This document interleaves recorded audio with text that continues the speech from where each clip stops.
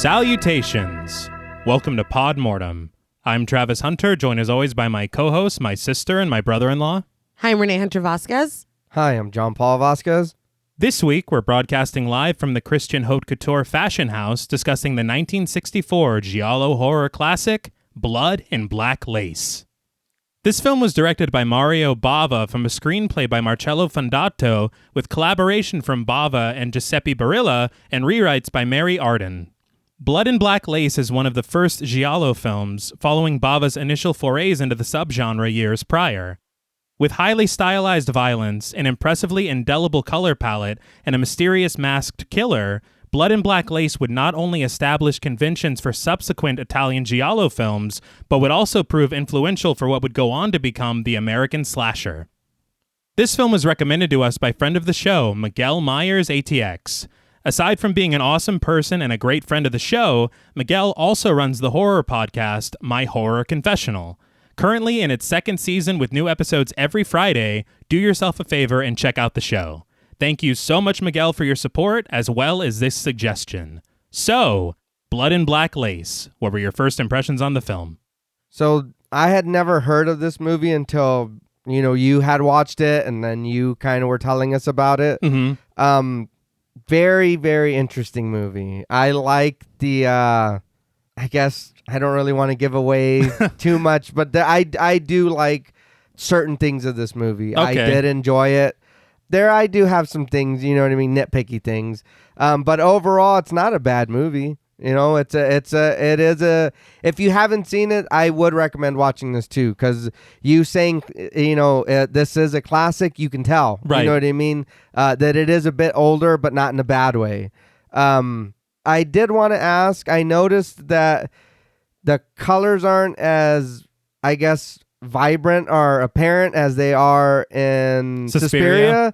Like Suspiria, the colors are like, they're slapping you in the face. Right. There are some here, but there weren't, it wasn't, I guess, as bright, or they didn't use it as much as Suspiria did. So I think that part of it might be an issue with the version of the film you saw. Okay. Because they did a restoration, Arrow Films did, that Nay actually got me for my birthday last year. Right, I remember that. So thank you very much. You're welcome. But the restoration they did, it is so vibrant. Okay. And I think that that's how it was meant to be seen. Okay. But the degradation of film over time. Right. Also the place that you guys watched it as well. Yeah. I think that if you watch the Blu-ray, you would see that. But Suspiria kind of is on another level. Right. With the color. Okay. But they are both Technicolor. Right. Like we talked about. Yeah. And so there's going to be more vibrance than you would get in a regular film. Okay. Yeah. I liked it as well, for the most part. I feel like it was really, and I don't know if this is the appropriate word because it is, 64? Yeah. But to me, it felt a little campy. I think that's fair. Okay, which I'm always here for some camp. Right. I did like that. There were some characters that I would say unintentionally made me laugh out loud. I do have a favorite that is giving some Renfield energy for most of the film. I can totally. And he almost looks a little like Renfield. I was like, I'm going to like you already. But yeah, I feel like I don't know if I was expecting maybe more, because you're very, I don't want to call you a snob, but I don't, don't clutch your pearls. Oh, sorry. I thought it would be a little more, it's very snobby to clutch the pearls too. You're only proving my point. Like, God damn it. I just thought it would be a little more serious. Okay. Or, Right. and not that I'm disappointed that it wasn't, it just wasn't exactly what I was expecting. But I did have a good time watching it. There were, I'm sure we'll get to it later on because there is a masked killer. Yes. And, obviously. That's what I didn't want to give away. Well, I think you said it in the intro. No? I think I said something. Yes, you I did. said something about a masked killer. That's fair. That obviously we find out late in the film who it is. And it kind of felt, once upon a time, folks, there was a man named David Cage. And No. David Cage made a game called Heavy Rain. And the reveal for a moment, it took me back to Heavy Rain for a second. I will not allow this.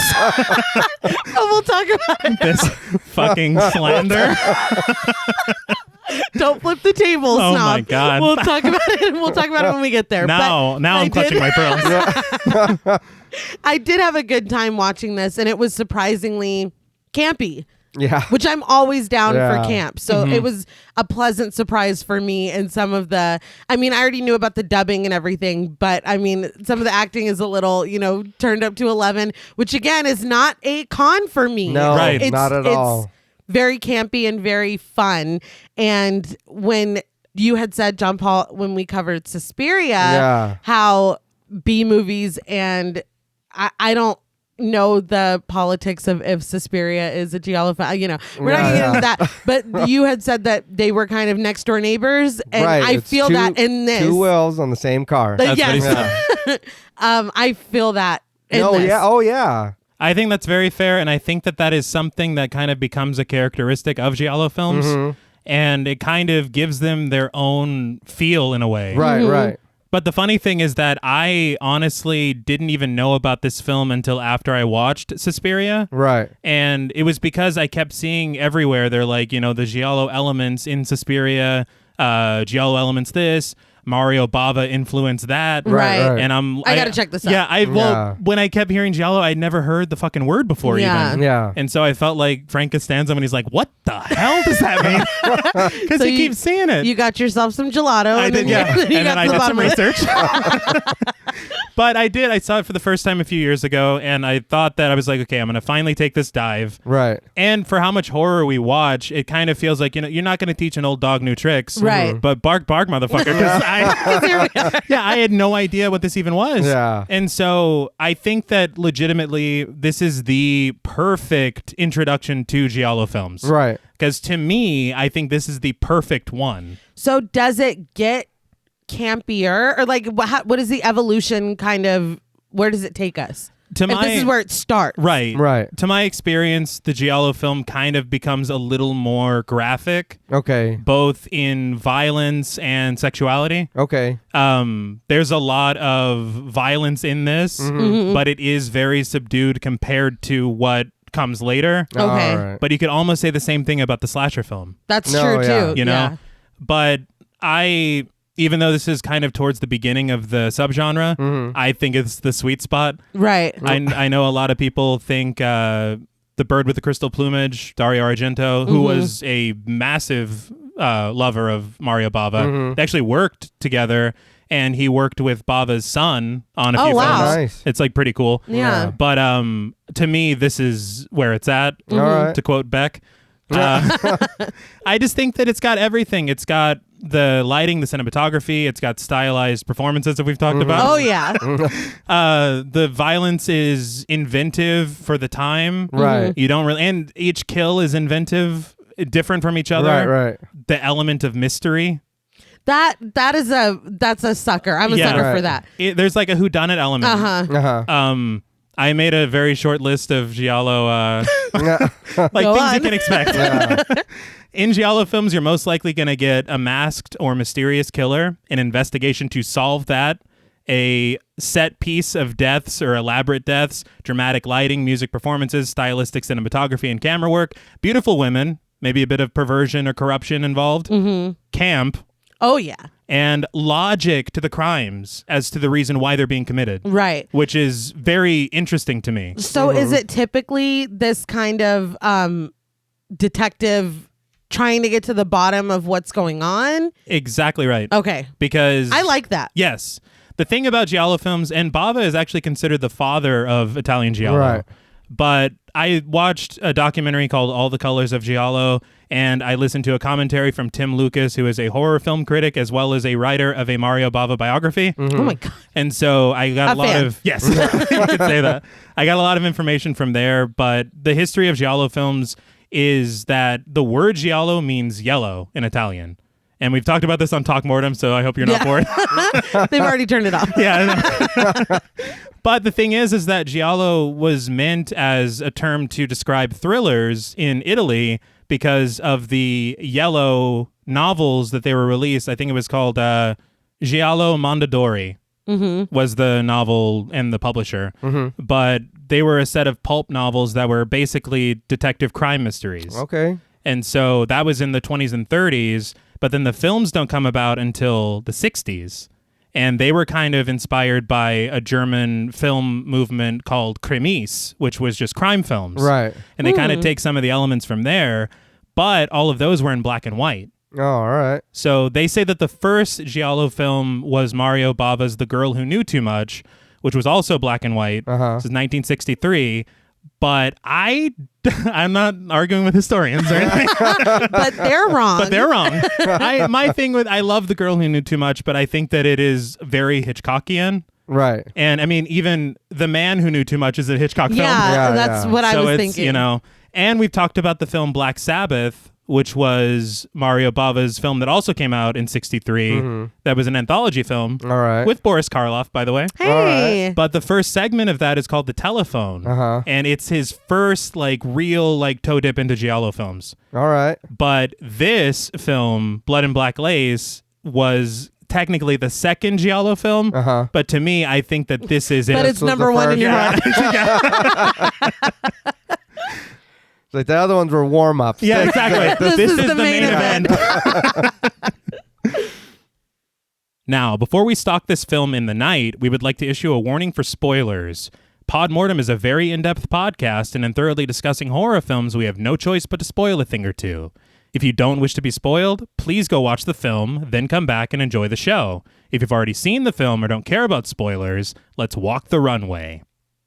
So the film begins with an absolutely dazzling opening title sequence. It really felt like we were watching the opening for a sitcom that takes place at a mannequin factory with just some kooky coworkers. A sitcom? That's what it felt like. I got anime opening vibes. Really? Oh, yeah. It reminded me of Cowboy Bebop. I was like, all right. You're like, I'm into it? Yeah.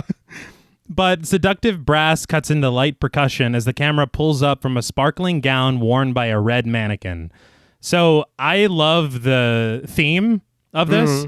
It's done by a composer called Carlo Rustichelli, and I think that this is the second time that he worked with Mario Bava, but he had over 250 film credits. Damn. Oh, wow. Like you go to Wikipedia and it says selected filmography because they're like, it's too much. Yeah.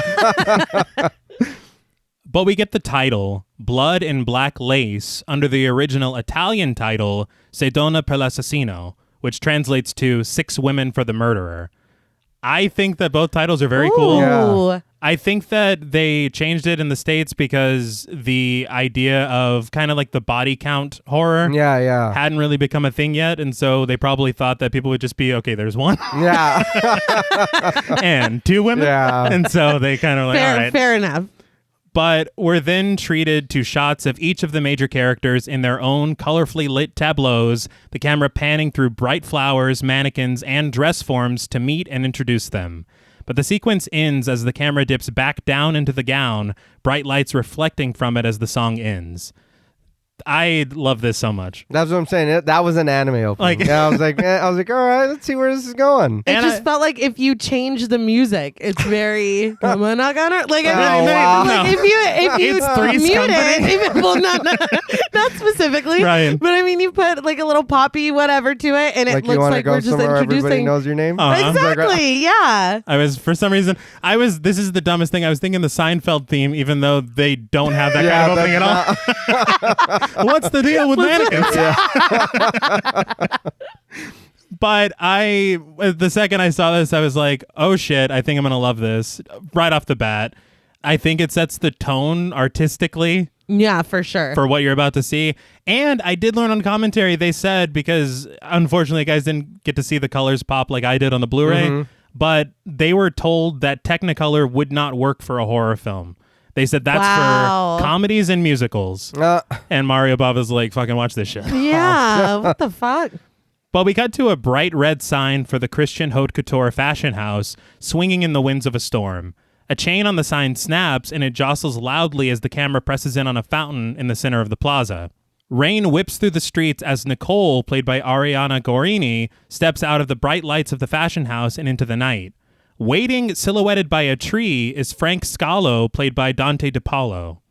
Now, Dante DePaulo was in The Girl Who Knew Too Much, Bava's previous film. But an interesting fact about him is that he dated very early on and then would later go on to marry in the 90s Rosemary Clooney, and he would become George Clooney's uncle. What? But he waves her over, and she rushes through the rain and past the squeaking sign to meet him. She asks what he's doing here and why he phoned her, worried that someone named Isabella might see them. Frank frantically asks if she brought some, and even in the rain, he looks a little clammy, which is saying something. He does not look well. No. I was like, okay, so immediately he's a drug addict. Right. Right? Like, where's Danny Glover when I just need a sound bite. Yeah, just... I don't know why. I was very surprised to see that in a film in the early 60s, that they were exploring that. Yeah. There were a couple things that I was a little surprised, but I had to remind myself that this isn't American. Right. So, and I'm not super well versed in Italian films from the 60s. Right. So maybe it's not that shocking, but there were a couple things that they said that I was like, oh. Yeah. No. Yeah. I know what you're talking about. Yeah. And I was like, oh, wait, they're not stuffy Americans. No. It's funny. I think that other countries in their films had more of, I guess, I don't want to say an open mind, but I feel like the American like rating system, even back then, was very like, oh, no, you can't. You're not saying that. Yeah. And there's even stuff I'll talk about later that was cut from this film to be released in America. But did we see that or no? Yes. Okay. We did. But Frank says that he can't stand it anymore. But Nicole assures him that when she's done here, they'll get some. And she asks about Isabella. Frank says that they got into a fight and she took what he had. Nicole assures him that they'll get more later and kisses him sweetly on the lips, asking him to please hold out a little while longer. He tells her goodbye after he reluctantly agrees to. So I was like, okay, so we got a relationship fucking, maybe a love triangle. I mean, this was like right out the gate. Yeah. Drama. Dude, and the funny thing to me is that it starts with a bang with the fucking sign whipping off the fence. I liked that. Yes. Yeah. That shot alone, I was like, oh, this is neat. But to begin with this, you've already set up so many things, the addiction, the love triangle thing. Right. But, of course, obviously, we have to talk about the dubbing. It's all right. Some of them, it matches really, really well. Yes. When he started talking, I was like, all right. I did read that some of the actors were giving their lines phonetically. Yes. And I think that you can kind of tell those. But sometimes it matches up really, really well. I was surprised. I was surprised too. And here's the thing is that I first watched this film with the Italian dub. Okay. And I realized that it didn't match up with the mouths at all. And then I learned that they did record the lines in English. Oh, all right. And so I was like, huh. And I read about it and they said it was because it would be more marketable. So I was like, oh, okay. And then they got people to dub the lines and everything. Right. Mary Arden, one of the actresses in this film, rewrote all of the dialogue. Oh, shit. Because it was written by Italian writers. Right. And they didn't get the nuances of English speaking. But I might be sacrilegious, but I prefer the English dub. Right. I think just because my brain and the matching up with the mouths, like I was like, like. Yeah. I feel I'm the same way. That's why I prefer subtitles over dubbing. Yeah. For like live action stuff, honestly, for everything. But that's why I prefer. Yeah. So it's like, just let me read it because I'm distracted looking at their mouths. Exactly. The dub that we heard, because they did a dub before this that was lost. Right. And it was with a lot of the American actors in the film. They did their own dubbing. Oh, all right. But unfortunately, that got lost. Of course. It's in the cave with fucking Event Horizon. Jesus Christ. They said that like the majority, if not all, of the main male cast voices were done by one voice actor. I was very surprised because he is versatile. Yeah. I wouldn't have guessed that. They feel different. Yeah, I know it's a lot. Fuck out of here. But it was done by this guy called Paul Frees, and he has a ridiculous filmography. And he did everything from voices in Some Like It Hot to being the original Pillsbury Doughboy. What the fuck? I was intrigued by Some Like It Hot, but I was not expecting That's not what I was expecting. I tried to give you a little razzle-dazzle. But we then see Marco, played by Massimo Righi, setting up and ascending a ladder to fix the broken sign. Renfield. Yeah, he's going to be the Renfield of the proceedings. But after he reattaches the chain, he walks away, and Nicole, seeing that the coast is clear, hightails it back to the fashion house. She also passes a very beautiful car that I don't know what it is, but I want it. But outside the gates, Isabella, played by Francesca Ungaro, arrives at the fashion house in a taxi. She almost forgets her scarf, but the driver calls out to her, handing it off. She makes her way through large structures, really gorgeous architecture. It is. I'm like, why were you dropped off so far? That's a good question. I was very frustrated like, because yeah, I'm like, something bad is immediately going to fucking happen to you. But I was laughing because the gate said the fashion house. Yeah. It's like, but you have to cross a forest. Exactly. Do they own the forest as well? Or? But she walks down a set of stairs and she shields herself from the cold. But in a fountain, we see the reflection of a figure watching her, the music accompanying their arrival, which is so dramatic, but I love it. Yeah. But Isabella continues on, walking through the night, briefly lit from behind as she makes her way. Suddenly, the streetlights go out and she presses on through the trees in the dark. The camera then whips around a figure watching her, revealing a person in a black trench coat and hat, their face covered by a thin white mask. So this is Rorschach, right? Exactly, I was like... Of course it is. Where are your splotches? Yeah. Because I was very surprised to literally see a person cosplaying as Rorschach. In 1964. They were ahead of their So time. he's clearly seen Watchmen. To me, that only demonstrates how far-reaching the influence is. For sure. Because you're like, how the fuck? It's undeniable. Oh, it's even down to the hat. No, Yes. yeah. You're like, oh my God. I also thought of another white masked killer that stalks people in the night Good point. on Halloween William night. Shatner. Oh, yes. But I did want to point out, obviously, horror existed already. Mysteries existed. Crime films existed.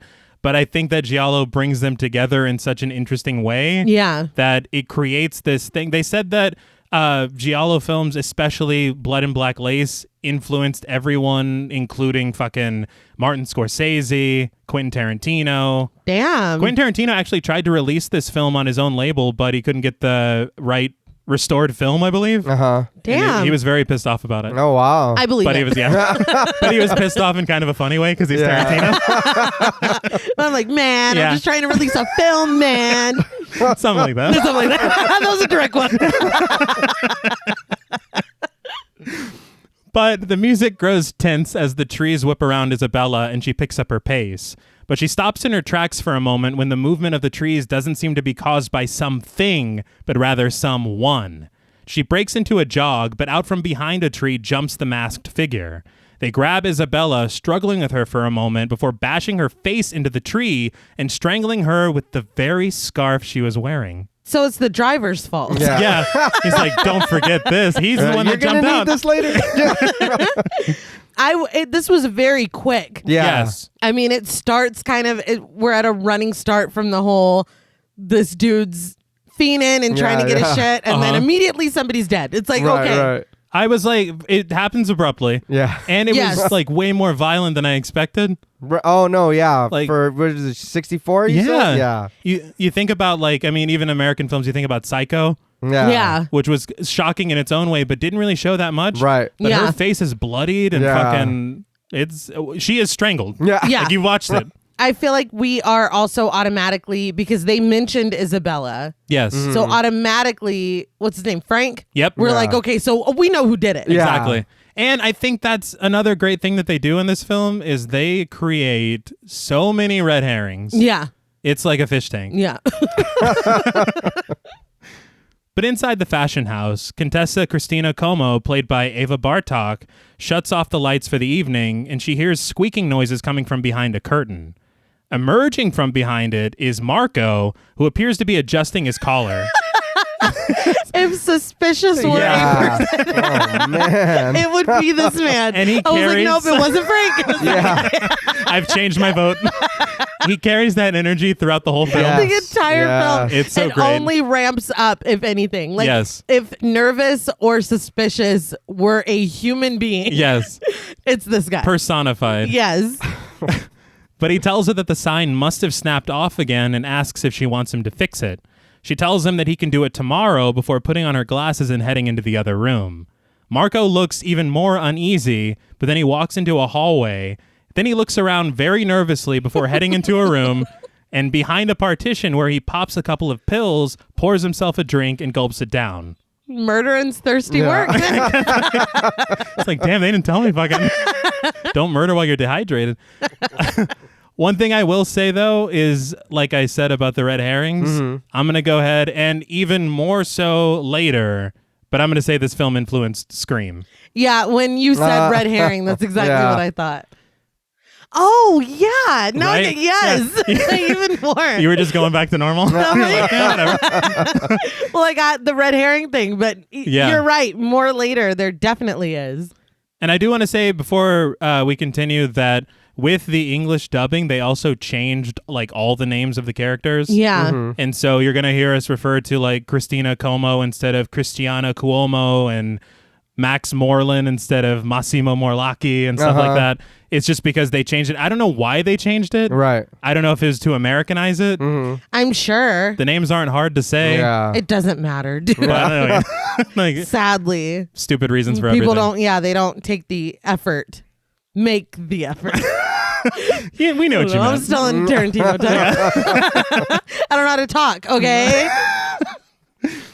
But Christina heads into an office where behind a desk sits Max Moreland, played by Cameron Mitchell.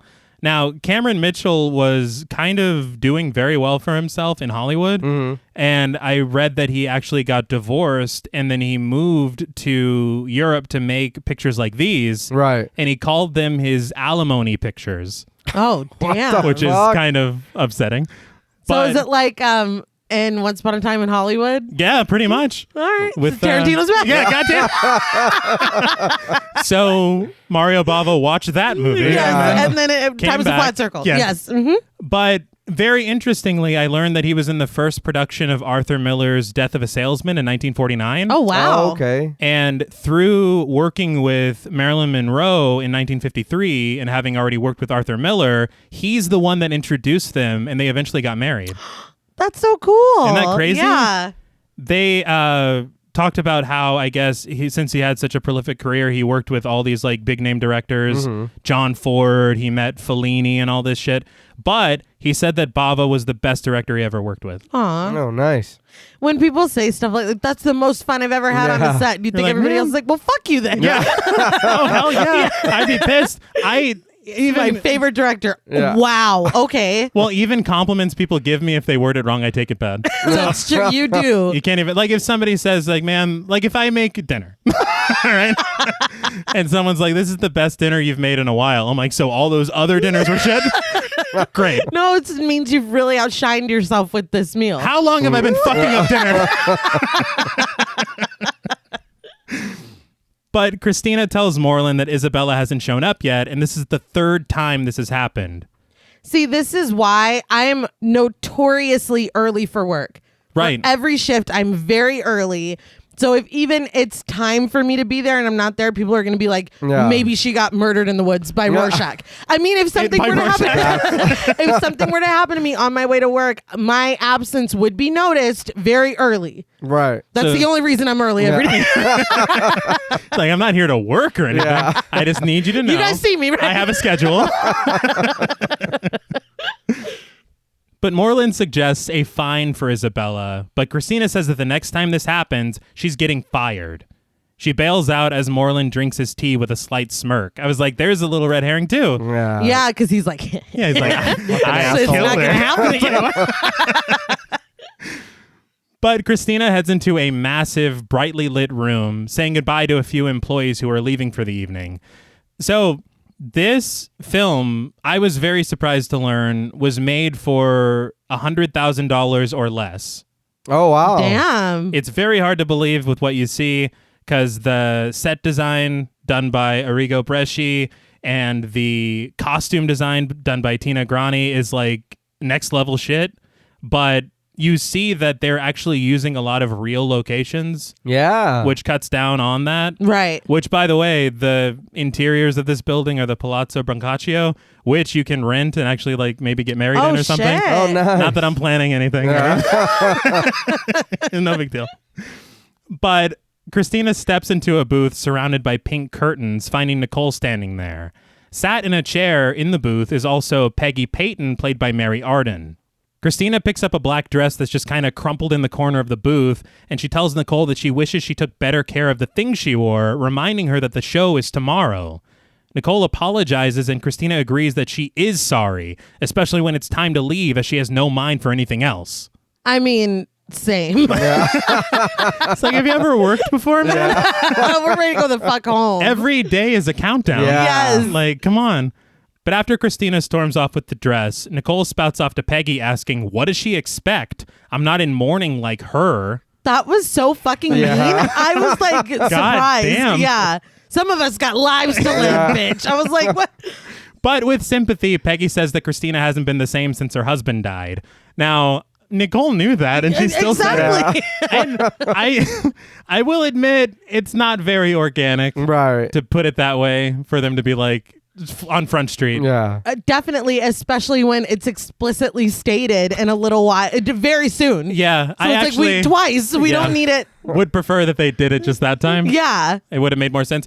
But I do also think that it kind of sets up Nicole, because there is something that Nicole does later that you're like, all right, this is Yeah, kind of yeah. your shit. You're an I guess. asshole. Yeah.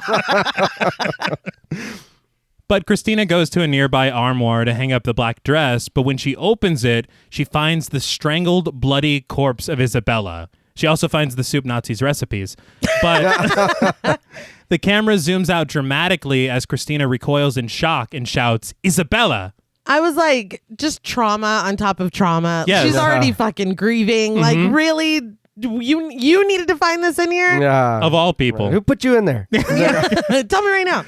But we get a very tight shot of Isabella in the armoire as well. I will admit that we can see her pulse in her neck. It doesn't matter. Get past it. Just get past it. I will say that the shot of her where they do that zoom out from her being shocked, I love camera work like that. Uh-huh. I don't think people do it enough. They do it. I mean, they do zooms and stuff now, but they're just not as cool. I don't know how else to put it.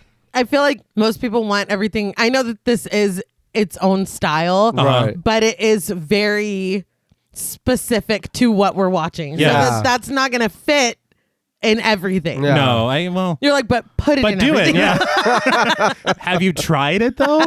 I mean, well, you look at Django Unchained when we meet Calvin Candy. Yeah. God Fucking damn it. bring him back. But Tarantino probably just stole it from Oh, this. he did. He absolutely did. So you made it fit. Thank you, Quentin. But in the light of day, Isabella's body is loaded onto an ambulance and driven away with the siren blaring. The siren sounded like somebody was doing it with their mouth. Yeah. No I was like, shit. was the siren dubbed too? Look, one thing I wasn't going to say anything. just a guy with his it's fucking Michael Winslow. But one thing I did learn is that sirens sound different in every country. Yeah, they do. Yeah. So maybe there in Italy, it's a guy with a Yelling. microphone. But we pan over to Moreland, who offers a cigarette to Inspector Sylvester, played by Thomas Reiner. Now, I thought this was very interesting because I had said earlier about giallos being inspired by the German Krimis films, but Thomas Reiner is a German actor, and so it feels like they're kind of, Right. you know, Okay. doing kind of a little homage in a Yeah, way. yeah. I don't know that he ever appeared in any, but it's interesting to pick a German actor to play your detective. True. He's also got Mads Mikkelsen energy Fair. throughout the entire film. Fair point. So if this is ever remade, Yeah. You're, like, give Mads a you're making notes. if Tarantino ever gets to say something. But Sylvester declines the cigarette and begins his inquiry. He learns that the lights were only out for about 10 minutes last night when the murder must have been committed. Moreland also tells him that Isabella was a lively girl, and though she lacked discipline, there was nothing seriously wrong with her. It's like, all Just right, moderately wrong. Yeah. I hope people describe me like that. You're just a little fucked up. Yeah, moderately wrong. My thing though is he is so super casual for one of these women that works there, right? Yeah. Being brutally murdered and then hidden in the building. Yeah. He's just like, I mean, she was cool. Yeah. Like, Nothing crazy what the about hell, her. dude? He says that she worked for him for 2 years. I'm like, you'd think that you would have Exactly. more. No shit. I mean, at least Christina screamed a little. That was. But he admits that he really can't be much help and suggests that Sylvester interview the two girls that she lived with. Back inside the fashion house, Christina walks through a room of exhausted, despondent staff and into the large room where she spoke with Nicole the night before. People are gathered around a table where Peggy sits sobbing. Moreland then walks in with Sylvester and introduces him to Christina. Sylvester reminds her that they've actually met before, and Christina remembers that it was after her husband's death. What? Yeah, I never knew Your such husband died? Sylvester says that he's like, oh yeah, I remember. It was a car accident. Yeah, I was like, don't do great that. work, Jesus. Yeah, it's like, good Christ. Lord, taking her right back. Yes. Holy shit.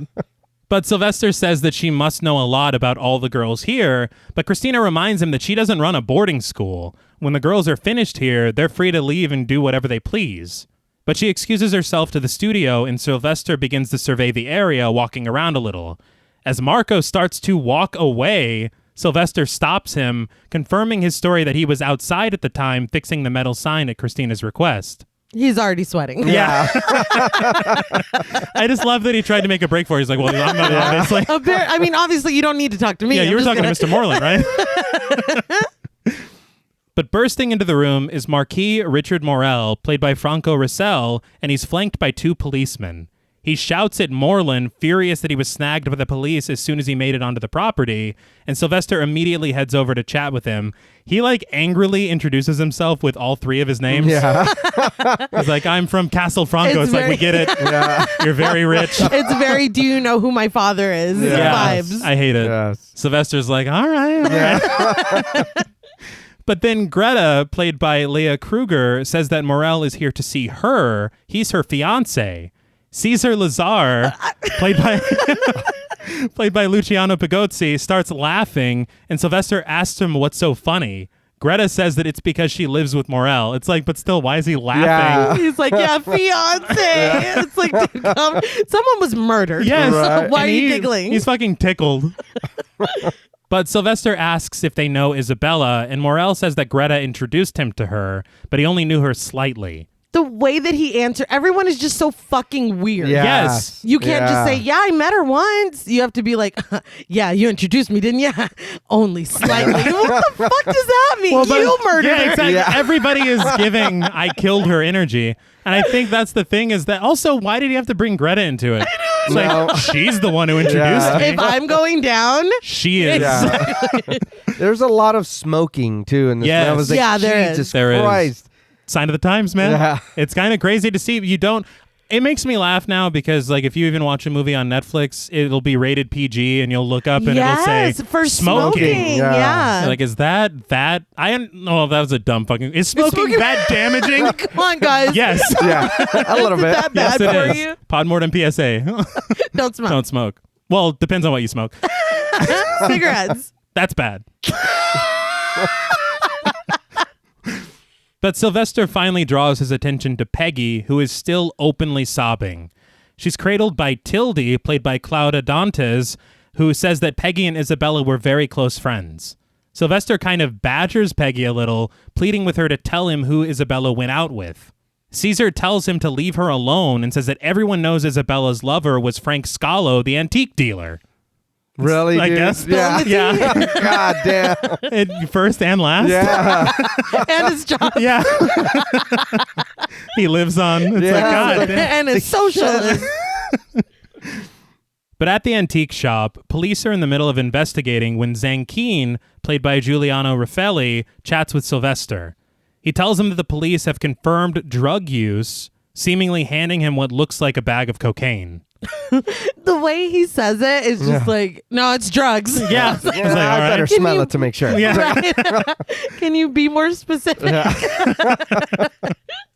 But Sylvester heads back over to Frank, asking him about his relationship with Isabella. He says that they were just friends, but Sylvester insists that they were lovers.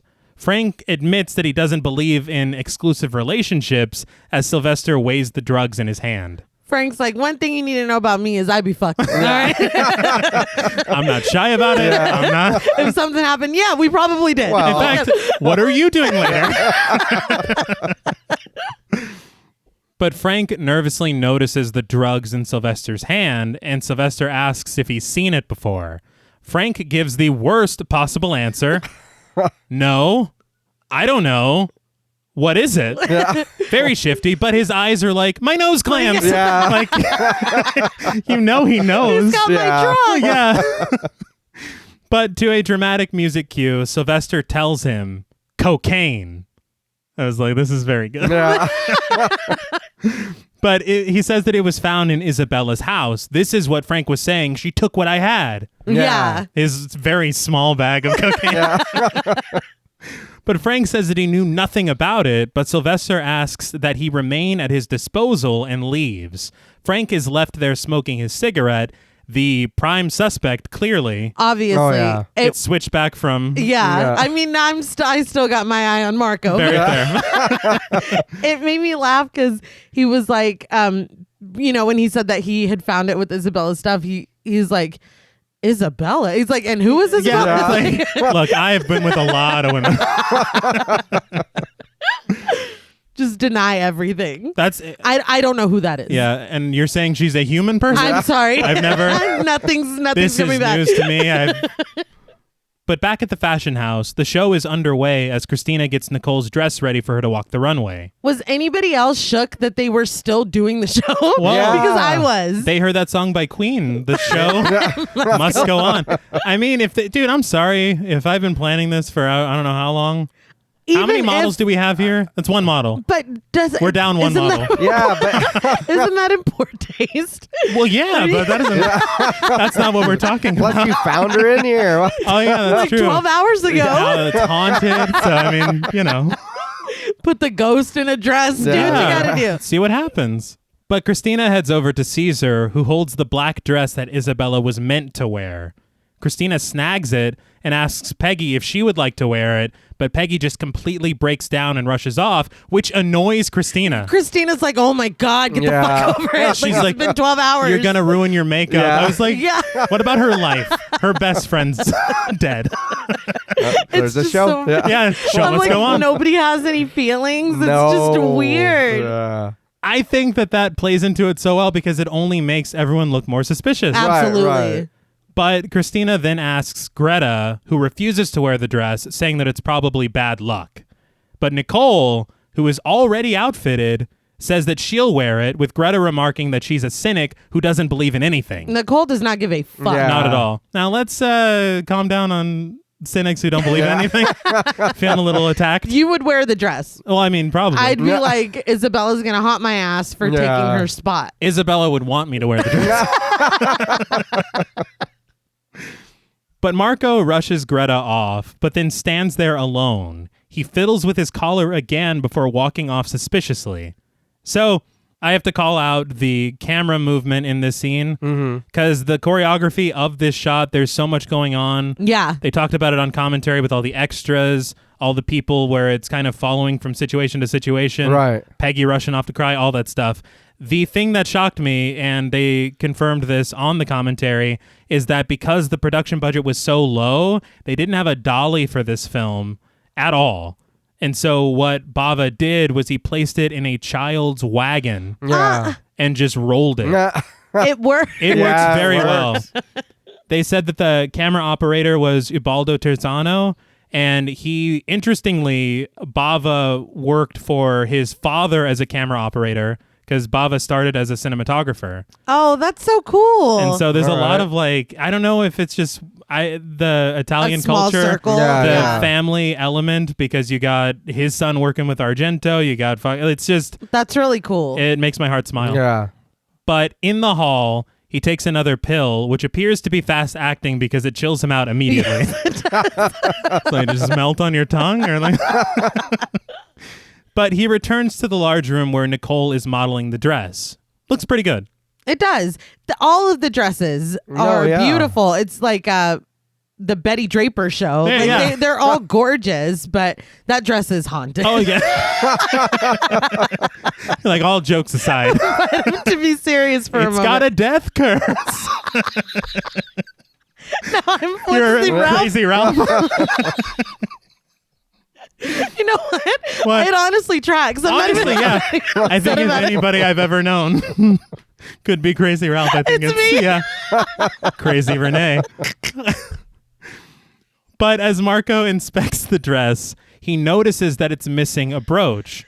Christina says that the brooch was Isabella's and remembers that she kept it in one of the boxes on the table, so they all start looking for it. Now you're wearing her personal shit. Yeah. Y'all are just really... It's what she would want. The brooch has got a death card. But Nicole is the one who finds it, but also inside the box is Isabella's diary. She calls out to everyone what she found, and we get shots of Caesar, Christina, Peggy, Marco, and Tildy looking incredibly stressed. That was a lot. She found the diary and started making the ambulance sound.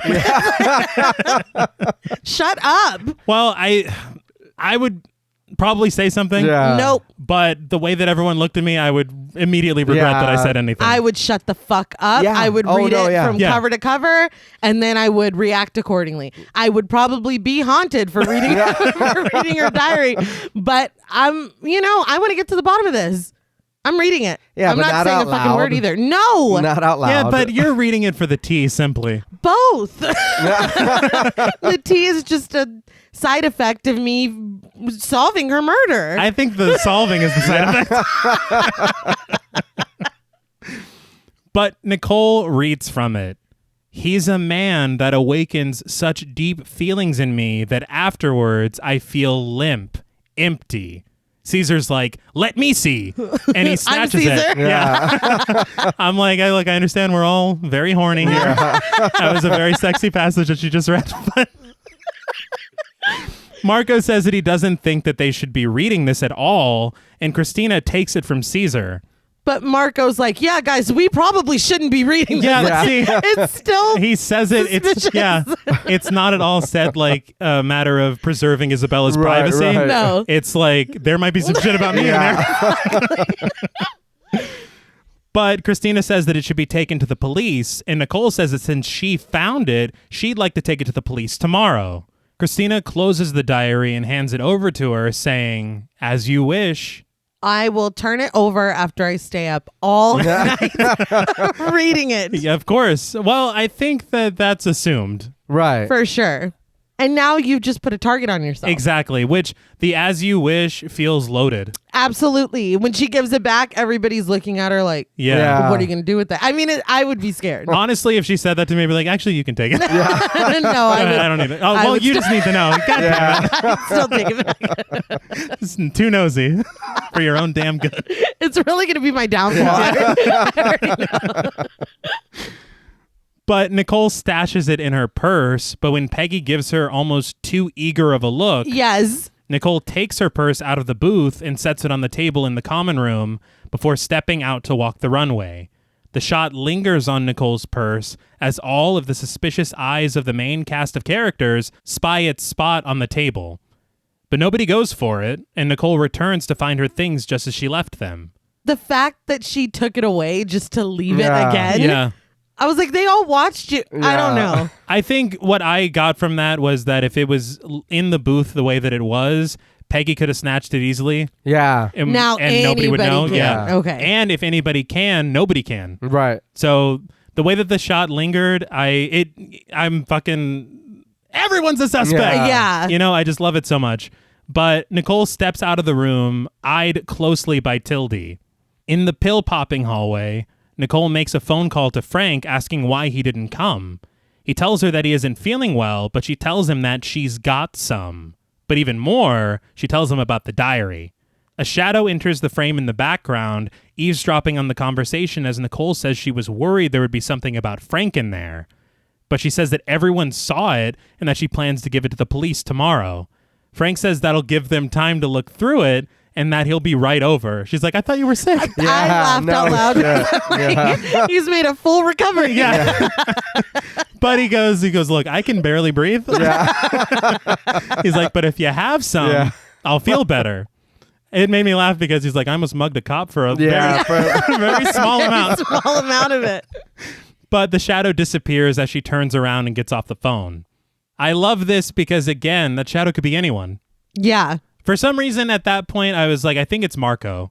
That's who I... Everyone. Marco thinks it's Right. It's like, fuck, I probably did this. Why would I be so nervous if I was innocent? Yeah. But back in the main room, Christina keeps the show going, checking in on everyone and snapping at Caesar to do his job. That moment I thought was interesting because we just saw Nicole kind of somebody skulking in the background or whatever. And then when Christina's walking through the area, she sees Caesar and she's like, where have you been? Yeah. And he's like, I've been right here. Yeah. Well, get to work or whatever the fuck. Yeah. But I was like, where have you been? Exactly. Caesar? Yeah. So, and again, I can't say that whoever is eavesdropping on the conversation, I can't say that they're the killer. Right. It could just be you. It's me. Yeah. So, It's crazy wrong. yeah. But just as Nicole returns to her booth, Greta tells her that she has another phone call. Nicole picks it up, but she doesn't seem to recognize the voice on the other end at first. Oddly, the voice says that it's Frank. He says that he feels too bad to come over after all, and that she should come see him instead. Frank is like, it's me, Ernest Minville. Yeah. This felt very weird. Yes. Oh, I was yeah. like, we just hung up. Yeah. I don't know. Yeah. Something's not right. It's fine if she recognized the voice. Yeah. Yeah. But her not even being like, dude, I don't think you're Frank, man. Yeah. You know? She's just like, oh, okay. Yeah, Yeah, sure. That's what I was Yeah. like, come on, you just talked to this dude. What the hell? And you know his voice. Yeah. Yeah. But even though it means leaving the show, Nicole says that she'll be on her way soon.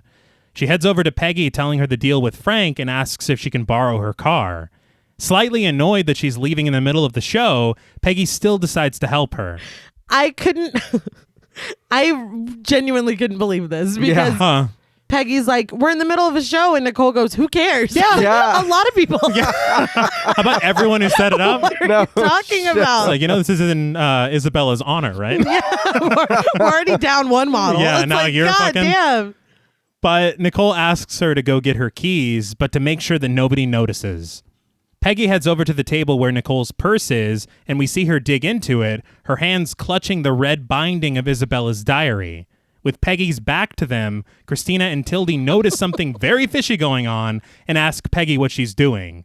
Peggy turns around nonchalantly with her own purse in her hand, saying she was just looking for a handkerchief, which she holds in her other hand. It made me laugh because conceivably she's digging in her own bag. Yeah, Yeah. yeah. And Christina's like, what the fuck are you doing? This is my Well, stuff. it's too close to the real purse. Yeah, yeah. Everybody is very uncomfortable.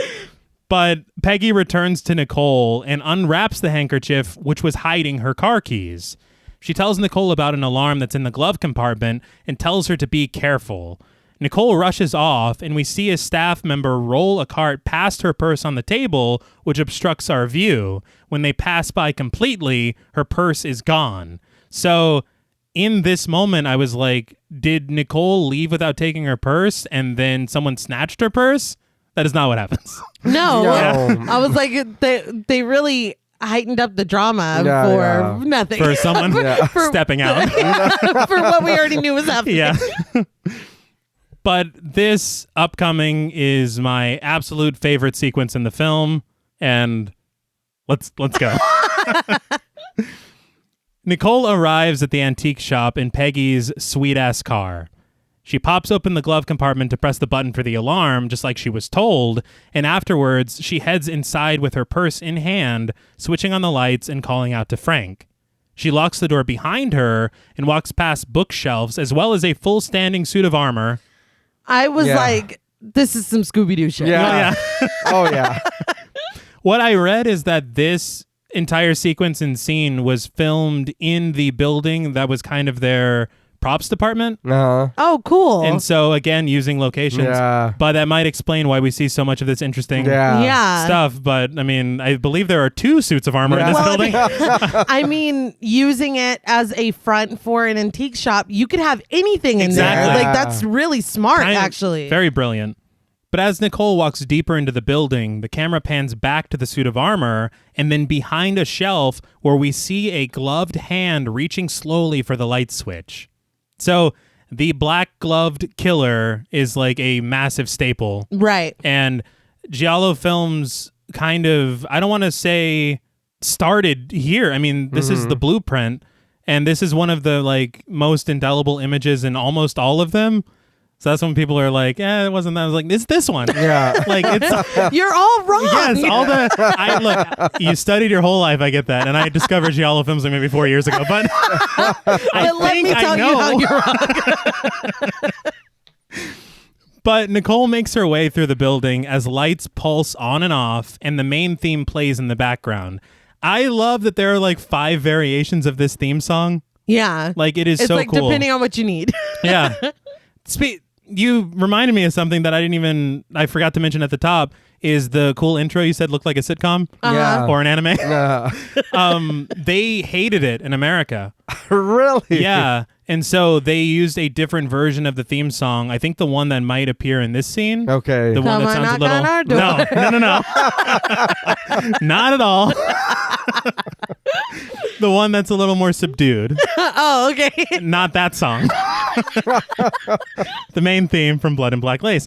But they replaced what is shown with just a bunch of like department store mannequins and skulls. And What? And it's not even the mannequins that we saw at the beginning. It's like what you would see at like a fucking Macy's or something. Yeah. It's not terrible, but I just love what they did here better. Right. But I just thought it was weird that American audiences were like, no, That is weird. Yeah. that's not going to work. Or maybe the producers. When we always hear these stories, it's always American audiences that are like, touche. Yeah, it's like, what? They, Too let them bouncy. Yeah. Too high. Yeah.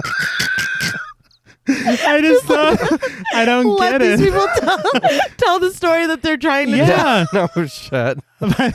I don't get it, but it is what it is. But Nicole walks upstairs as the camera follows her from the floor below. I love this like angled shot. Yeah. But going from room to room, there's still no sight of Frank. After hearing a loud clattering noise, all the lights go out, save for the pulsing lights on the lower floor. The camera follows her as she heads back down to that floor, but as she goes to make a hasty retreat, a large chest falls from above, almost hitting her. See, I'm sorry, Frank. I know you were waiting on the yay delivery. Yeah. I'm gone. Just that. I'm sorry, dude. It's like, I'm out. I'm going to leave your drugs by the door. But she rushes behind the staircase as we see the masked killer descend the staircase and peer down to the floor below. In darkness and silence now, Nicole looks for a way out, but is stopped dead in her tracks when she sees a stationary figure off in the distance. In an amazing shot, and very practically done, and you can clearly see how it's done. Yeah. The light pulses off and on, and when it goes off for a moment, comes back and the figure disappears. I love this so much. And I think there's this contrast. It's kind of like when we talked about in Suspiria, where the lights were, I believe, blue when one of the characters died, and we took that to mean that it was darkness. Right. Yeah. I think that there are these like purple hues coming in from the lights that are meant to kind of show the darkness of the room. Right. And the way that they pierce along with the green of the pulsing light, it's just amazing. Yeah. And those are the Joker's colors, so I assume that also stole... I don't know. He also inspired the Joker. But Nicole gasps fearfully and runs off to find an exit, knocking items over and even crashing into a shelf and falling down. It's like, be careful with the antiques, please. Right. You're paying for all of them. Frank's like, I was here the whole time. So. But a full suit of armor falls over, almost hitting her. She cries in fear, looking into the darkness as she hears noises all around her.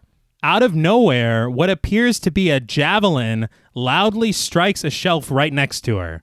She screams and scurries away, but as she puts her back to a piece of furniture, she's promptly grabbed by the masked killer. She pulls away from him, ripping her shirt in the process. Through a shot in the mirror, we see her stumble to put her back against the wall. I love when I'm tricked by mirror shots. I wasn't tricked by this one, but the way that she enters the frame, it's amazing. And I do have to say, from this point on, her bra is exposed. I know, that's scandalous. No, but I think it gives a little bit of sexuality to the scene. It does, and they really focus on that later on. Yeah. That is fair. Like I said at the beginning, though, this is very tame compared to what giallo films would become. Yeah, it like this, because I'm sure that there is something to be said about what they're doing here, but what they do later, there's much more to be said. Oh, all right. But as the lights continue to pulse, she makes a break for it, rushing to the door that she entered originally. Remembering that she locked it, she rushes to find the keys, but doesn't notice a suit of armor swaying behind her. I knew that suit of armor was up to no good. Oh, yeah. We've seen Scooby-Doo. Yes. But the camera snap zooms into the masked killer's face. They jump out of the darkness, grabbing Nicole, who screams wildly. They begin to choke her until the screaming stops. I will say, I know that obviously the screaming is dubbed and everything, but this is probably one of the most uneasy I've felt listening to a person scream. Yeah, it was pretty visceral. Yeah, I was like, holy, are they really going to kill that girl? But the killer then brandishes a spiked glove, raising it as Nicole stares in horror. The killer then brings it down, embedding it into her face with a sickening thud. I think I heard bone. It sounded pretty rough. Yeah. I was like, holy shit. Yeah. And this is like, I mean, when you think of 64, that is very violent. Yeah. Shit, that's still mental now, Yeah. man. Yeah. That's crazy. Like, it's 2022. Yeah. And I do have to also point out, not to say that the garment was cursed, but she did wear it and now she's dead. Yeah. You know, it's got a death curse on it. I've been trying to tell y'all. But Nicole's body is thrown to the floor, and the killer immediately goes through her purse. When they don't find what they're looking for, obviously the diary, the killer snatches her car keys and drags her body over to the stairs, throwing a suit of armor on top of her. The cops aren't going to fall for that. Right. That's not. She was crushed. Yeah. How do you think the killer felt that it was like, oh man, all this for Well, nothing? yeah, dude. Looks like the joke's on me. It's just funny. It's like, you try your best and you don't succeed. Yeah. Also, I love the commitment to the fit. I know it's for our benefit. Yes. To keep the killer's identity secret. Yeah. But you came to kill her. You didn't need to he's like, I got a con right after this. Yeah. And I don't have time to change into the Rorschach. It's like my best friend's dressed as Sally Jupiter. I cannot disappoint. The night owl's going to be there. Where's the damn diary? Yeah. It's like, I was laughing because as I was watching it, I literally said, Rorschach's journal. yeah. That's what he was looking for. I told your sister, she was like, damn it. She was Yeah, like, it's- everybody has the same. I was like, Yeah. Well, when I wrote it down, I was like, we're all going to have something to Yeah, say of about course. Rorschach. And I will say that with that outfit, it kind of even makes more sense because you're like, this is a fashion house. yeah. Yeah. So that kind of makes you think like, even you're killing fashionably? I mean, you gotta bring it. A fair point. And they're setting up like this death scene is just about over, but the tableau of her corpse, Yeah. I mean, they're kind of, and there's one later too. It's almost like, that's what I'm saying about giallo films, man. Yeah. It's like an art form because even the deaths, there's like setting up kind of, I would say very outsider art. But the killer then absconds with Peggy's car, speeding off and whipping around the corner. Unfortunately for them, a gas station attendant, played by Enzo Chirusico, sees this happen and jots down the license plate number.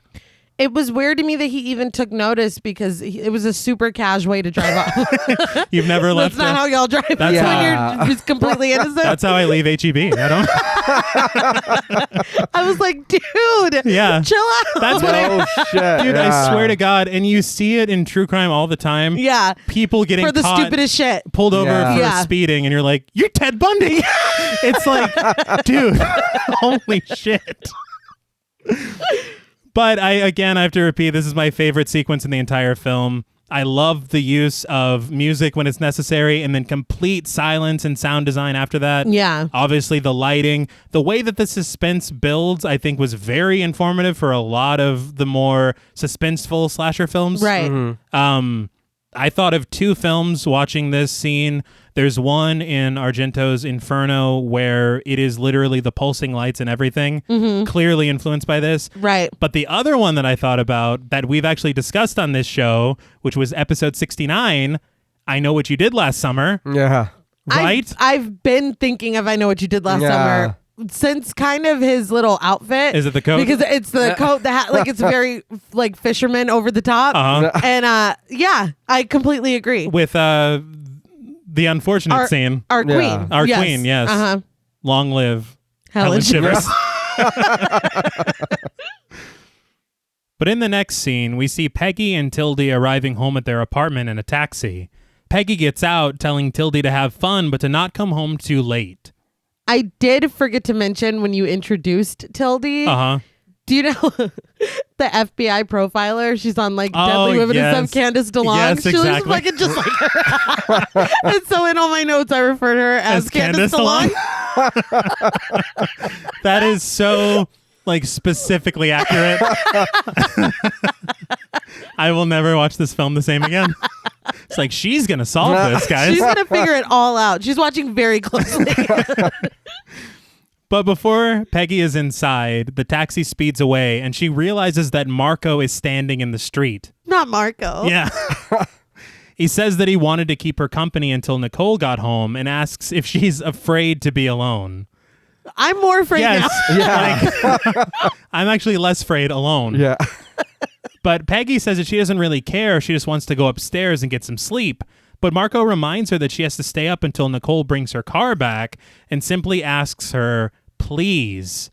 And so she invites him up. I didn't fully understand why she needed to stay awake until the car came back. Yeah. It seemed, well, I mean, I would like to get my car and car keys back before I go to bed. Yeah, at least know. I'm also not handing it over in the middle of I mean, I don't know. It just feels like if she was so willing to give up her keys, she wouldn't be super concerned. It was like maybe this was a regular thing. I don't know. I think to me, the thing for me, it's not even about like what weirds me out is that this was all supposed to be on the down low. Right. And Marco's like, didn't Nicole borrow your car? Oh, It's like, how the fuck do you know that? I didn't even think of that. That's right.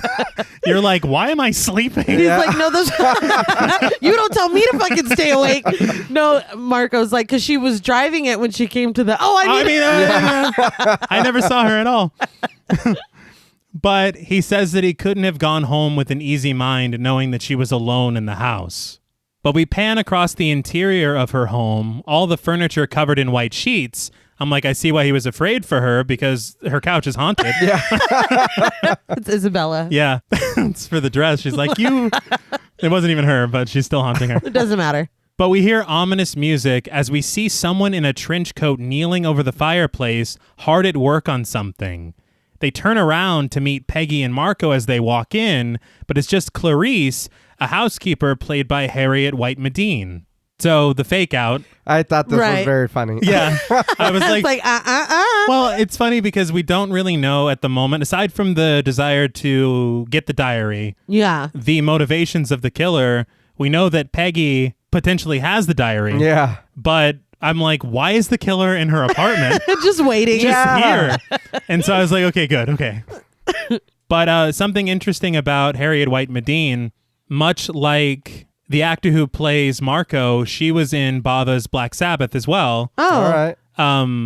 Interestingly, she was in the segment that you saw on the Babadook that they were watching. Oh, okay. All right. Very cool. Yeah. But a couple of very interesting things about Medine is that when she was younger, she worked as a dental assistant, and two of her patients were John F. Kennedy and his brother Robert Bobby F. Kennedy. Wow. But she was also the first American actress to relocate to Italy after the war to pursue work. So she's like, oh, shit. A lot of these people have led really interesting Yeah, lives. it sounds like it. But the whole coat thing did remind me of everyone having the slicker from I Know What You Did Last Summer. Or the big ass winter coat in Urban Legends. That's right. See, it's the thing. When she was wearing it at the pool. Yeah. Stop It's it. like, dude, you did not wear that here. It's bullshit. Quit it. But Clarice asks about Nicole, but Peggy just tells her that she's at a party and will be home later. Clarice tells her that dinner is warming up on the stove for her, and they say their goodnights. But before she's even completely gone, Marco is just overcome with emotion. Why did you let this man in the house? I don't know. No Well, maybe it's like a Lopper situation where it's like, well, if I leave him outside, I don't know, man. you know, he'll get got. And then that's on me. Well, but Marco tells Peggy that she just doesn't understand. He's told her 1,000 times, but she doesn't get that he's fallen in love with her. She asks him to calm down and sit next to her, which he does, once again fiddling with his collar. He loosens his tie and goes for a cigarette to calm his nerves, but the pack in his pocket is empty. He kind of dramatically says that he's both ill and unlucky. It's like, You smoked all this. yeah, It's not that's about not luck. luck at all. But Peggy tells him not to be like that and that she's his friend. Marco goes over to her purse to get one of her cigarettes, but she's like, no, don't. Yeah.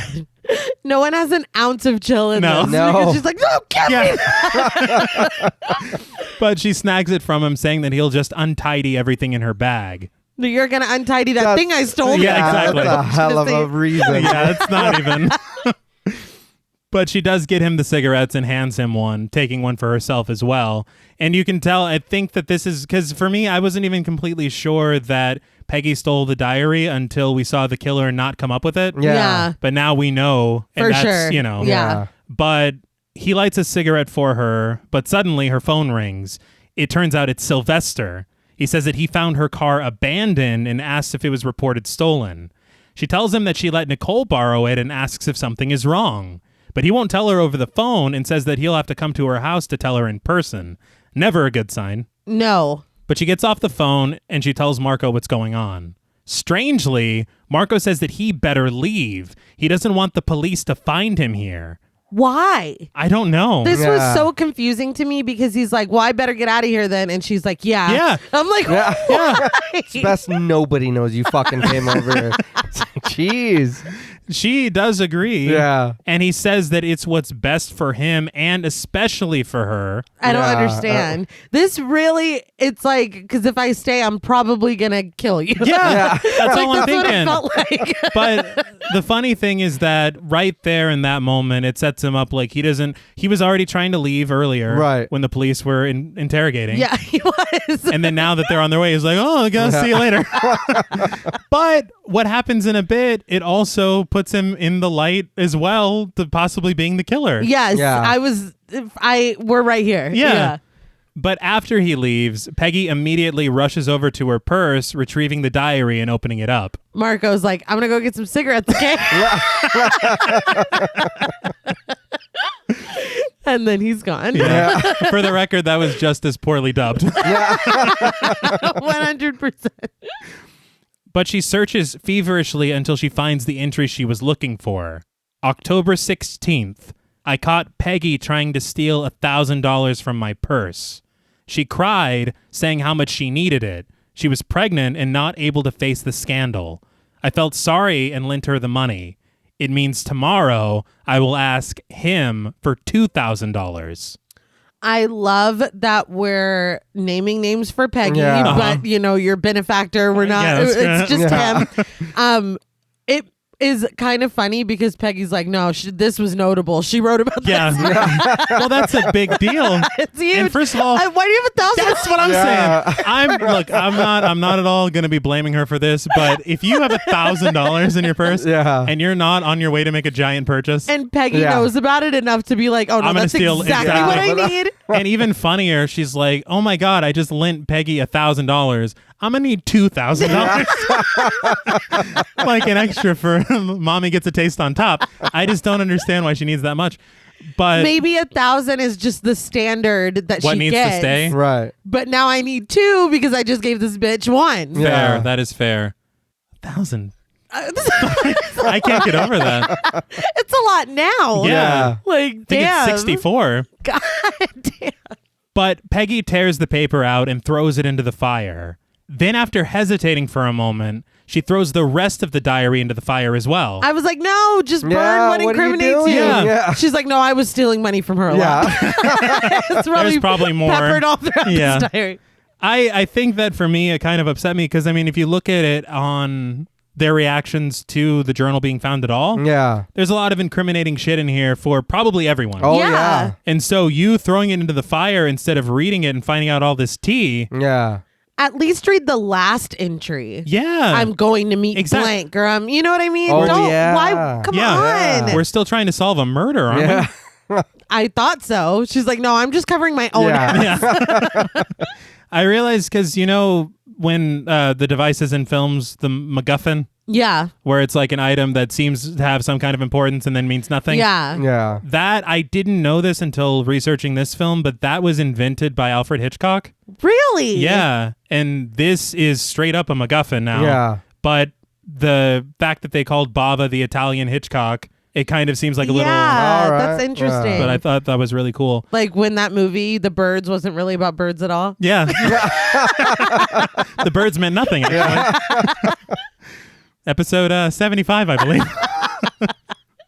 But I think that it also incriminates Peggy a little bit, because if she's just throwing out that one entry, that's fine. Yeah. But when you're burning the whole thing, it's like, Why? did Yeah. you kill her? Yeah. Well, good point. I mean, I saw those tears. Were they crocodile tears? Yeah. yeah. Why do they call them crocodile? Do crocodiles like fake shit a lot or what? When you're wandering out and crocodiles are hungry, You're making it up. As they'll we start speak. crying, Uh-huh. or it sounds like crying. And you're so like, when "What's When you wrong?" go to investigate, they're like, and so they're fake tears. That's how you get eaten? Don't look that up. Just Take your my word word for it. But Peggy hears someone at the door. She goes to open it, but there's no one out there when she does. Out of nowhere, the masked killer leaps into the frame and grabs her by the face, pulling her back into the apartment. the killer's like, it smells like burning diary in here. But this was enough time for my man Marco to step out into the hall, Throw on a coat. put on his cosplay, Yeah. and then come back. It made me, again, he's like, last night a model died in Rome. But the killer drags her to the living room and she bites their finger. Unfortunately for her efforts, the killer slaps the absolute shit out of her. Yeah, he does. They And- do. Yeah. Kind of tumbles into a bookshelf and it falls on the ground. The killer picks her back up, placing a notepad with 2 fleur-de-lis pins onto a desk. The killer opens it up and writes, Wo ist das Tagebuch? Which is German for where is the diary? So all this time before I knew about the inspiration of the German crime films, I was like, why is this in German? Yeah. But I'm like, that has to be some kind of little nod. Right, Yeah. right. You know, and also it's good because Peggy's like, I don't know any Germans. But Peggy tells the killer that she burned it, so she's thrown to the floor as the killer grabs a fire poker and pokes, through the fire. With the killer distracted, Peggy reaches for the phone, but is immediately grabbed and smacked into a frenzy, knocked out cold. Police sirens sound outside as Sylvester arrives, so the killer retrieves the notepad and drags Peggy out of the apartment. I don't understand why they came to speak with her with their sirens on. Yeah.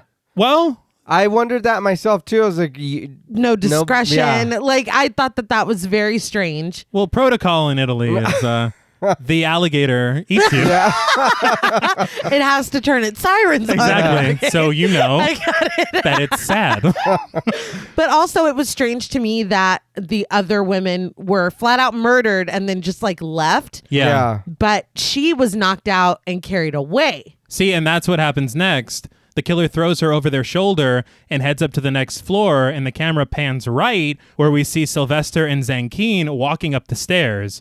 So I think that it doesn't matter that the diary is burned. Yeah. Yeah. What the fuck did you see in the diary? Yeah. Yeah. Then we'll get to that in a minute. I do love moments like this in horror films where things are cut so close. Like, he was almost caught. Yeah, because you're the Jordan Peele sweating gif. Yeah. Because, it's like, fuck. I also learned on commentary that Mary Arden did her own stunts for this. Oh, wow. Oh, damn. This made me laugh, but they hired a stunt person. Uh-huh. And when they looked at the dailies, the stunt person's arms, like his arms were so fucking hairy Yeah. that they're like, that's clearly not, Yeah. it's clearly not Peggy. Yeah. And so she's like, well, I'll just do it myself. And they told her that whenever she fell, they were going to throw a mattress underneath her. Perfect timing, no big deal. They Yeah. always missed. Yeah. Of course they And did. so she said she is bruised to hell. Oh, I bet. But she said that she loved working on the film. Well, So They should have just gotten whoever they used for Goldie Hawn. Because, I mean, that was fucking that was seamless. flawless. You couldn't even tell. Yeah. No, it was her. But noticing that the door is wide open, Sylvester calls out for Peggy. With no answer, the 2 men make their way inside to investigate. Unbeknownst to them, the killer has dragged Peggy even further upstairs, carrying her into the attic. But we cut to what I assume to be Castle Franco, Yeah. and we see Frank pulling up in his car and parking outside. He heads inside to find Morel and Greta having dinner and apologizes for the interruption, but says that it's urgent.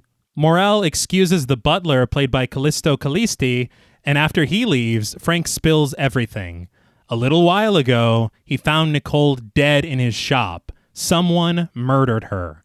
He said before he found her, he was at the fashion house where he says that he saw Morel, but couldn't find Nicole, and so he went right to his shop where he found her there, dead. Morel asks why he came here instead of calling the police, but Frank has clearly listened to enough true crime podcasts. Yes, the boyfriend did Exactly. Every single time. He's like, I'd be the prime suspect. So he says that he needs an alibi and that Morel has to help him. His idea is that they can vouch for each other. They were both at the fashion house the entire time. Right? For sure. Yeah, that's totally accurate. Yeah. Because we were the only two people there. Nobody else would say that. Yeah, that's isn't not it true. weird? It's like, I never saw either of them. Yeah. But Morel is not about that life at all, saying Frank is the only one that needs an alibi. In fact, he could have actually done it. So he tells Frank to call the police or he will. But Frank comes back with a spicy meatball. If that's the case, then he'll have to tell the police about the thousands of dollars worth of IOUs that Morel wrote to Isabella, never being able to pay her back. He's like, I'm sorry. What? What the fuck, man? That's fucking rude. Yeah. Come on, dude. Morel's like, so we were at the fashion house. Yeah. What were we wearing? Let's get our because they're going to story get this straight. straight. They're going to ask. It makes me laugh because Greta's like, what? Yeah. Well, you didn't have to do that. Yeah, Come no, on. dude. he really could have pulled him outside or something. Yeah. Like that was rough. Yeah. Yeah. Morel doesn't cop to it. He just kind of hangs his head in shame. But realizing that she's hitched herself to the wrong wagon, Greta just rushes off saying, my God. Well, what were you owing her money for? Yeah. It's a great question. I mean, is this... Cocaine. Yeah. Dun, dun. He's like, listen, the yay was coming in from San Fierro. They're using bikes, Nate. They go Those go cross country. He's like, listen, CJ. I mean, that shit is rough. We got to do what we got to do. And it makes me laugh because Caesar was laughing at their relationship. Yeah. So it's like clearly she's not in this for the love. Right. He owns a fucking castle. Yeah. It's like, look around you. But learning that he really doesn't. Yeah, see, that's what had confused me too, because he was into Isabella for thousands or whatever Frank said. Yeah. But when Frank comes in and he came in all hot, dude is like, oh, you can go, Charles. Yeah. But I'm like, Yeah. you have butlers, you have a castle. Yeah. Uh-huh. I'm very confused as to what the fuck is going on here financially with you. They might have worked out a deal with the butler.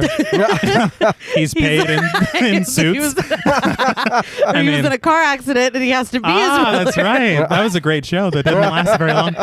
But I think that it kind of speaks to his idea of the status thing. If I don't have a butler, I'm not Marquis fucking Richard Morel. Right. That's absurd. It is. It's kind of gross. So what does he owe Isabella money for? That I don't know. I'm assuming it has to have something to do with drugs because it seems like that's been a big thing. Or maybe he has lost his money and it seems if she's carrying around thousands of dollars Yeah. in her purse, she's got it. But I thought she was anti-drug. Well, she's anti-drug for Frank. Yeah. Fair enough. Frank doesn't need that shit. No. He can't handle it. Clearly. But Frank reminds Morel, facetiously calling him Marquis, that he doesn't have a single dollar to his name. He says that that's a good enough reason to have killed Isabella to procure her diary and prevent people from finding out. Morel pretends to not know about the diary, but Greta, now with zero loyalty, she's like, no, that's not true. I told you about Nicole finding the diary. But Frank tells Morel that they'll sink or swim together and urges him to take his advice. It's very funny to me and unfortunate at the same time that in a lot of murder mysteries, the victim seems to have reasons from a lot of people Yes. to want them dead. Yeah. What a life. Like, I could not. Yeah. Can you imagine? I mean, but that bitch was living. She like, was. you got to give it to her. I want $1,000. She's carrying around thousands of dollars. She's handing out money. She's getting money. She's got drugs. I mean, taking drugs away from people. She was living, and she was a fucking model. Yeah. That too. That's a. I'm just saying, Sounds Isabella like fun. knew how to live. I'm jealous. A little bit. Live Maybe fast. I killed her. You were very interested in the diary. I'm going to move on. I'm not trying to incriminate anyone. But Frank says that he's going to go back to the shop and call the inspector and tell him that they were all together the entire time. I love that Greta is not even consulted in this. No. She just by default. He's like, all three of us, we were together. You're going to vouch too, right? Yes. But he bids them good evening and leaves. At an undisclosed location, Peggy sits tied up and blindfolded next to a burning furnace. In a really great shot, the masked killer creeps down a staircase through smoke to join her. The killer takes off her blindfold as she insists that she burned the diary, saying that there was something personal in there that she did not want anyone to know. The killer just lays into her with more slaps, but then unties her and forces her face closer to the furnace. Those were frustration slaps. God damn it. Yeah. That was so funny. I don't know why there is so much slapping in this movie. Yeah. There's a lot, and there's a couple That's later better. that I was like, get the fuck out of here. Yeah, There's- no. Yeah. There's one that is so unnecessary that Yes. it makes me laugh out One, loud. there's a- Well, yeah. In all fairness. But the killer takes her hand and presses it onto the glowing red furnace, smoke rising as she screams, and her palm is burned. She collapses back into her chair and looks up at the killer. Out of nowhere, though, she rips their mask off, clearly recognizing them. Yeah. And she says, "No." Yeah. It's giving Casey Becker. Yeah. Right? Yes, exactly. I tried to pause this so many times and I would get the eyes, but the mask would still be half over the face. I was like, I asked your sister and she goes, they're just going to show you later. I was like, well, I know I got to watch like, the movie. but I wanna know now. I want to know He was now. like, did you pause on the face? I was like, no. I don't want to be spoiled. Well, for a split second, you you can see, yeah. you do see a face. I think you can make out, the most you can make out is it's a man. Right. And that's all. Yeah. That's all I see. But ripping off the killer's mask, who is trying to keep the identity a secret, obviously a rookie mistake. Yeah, we learned that in Hush. Yeah. They should really listen to Pod Mortem. Yeah, I don't know what's going Time is on. a flat circle. We be Why- giving tips. Why have they not listened? But the killer grabs her, forcing her face onto the furnace, pressing it in deeply as she screams, and she dies. So is she being burned because she's saying she burned the book? Or is he just being a dick? I think he's just using what's at his disposal. Yeah, it's like, fuck It was just so cruel. No, Like, yeah. It was like torturous. After he slaps the shit out of her for Yeah. 5 Yeah, I minutes. don't. It throws just her felt- around the apartment. Yeah, it felt very Tenderizing. personal. Oh my God. Is he going to eat her now? I mean, he did cook her on the furnace. Oh, that's true.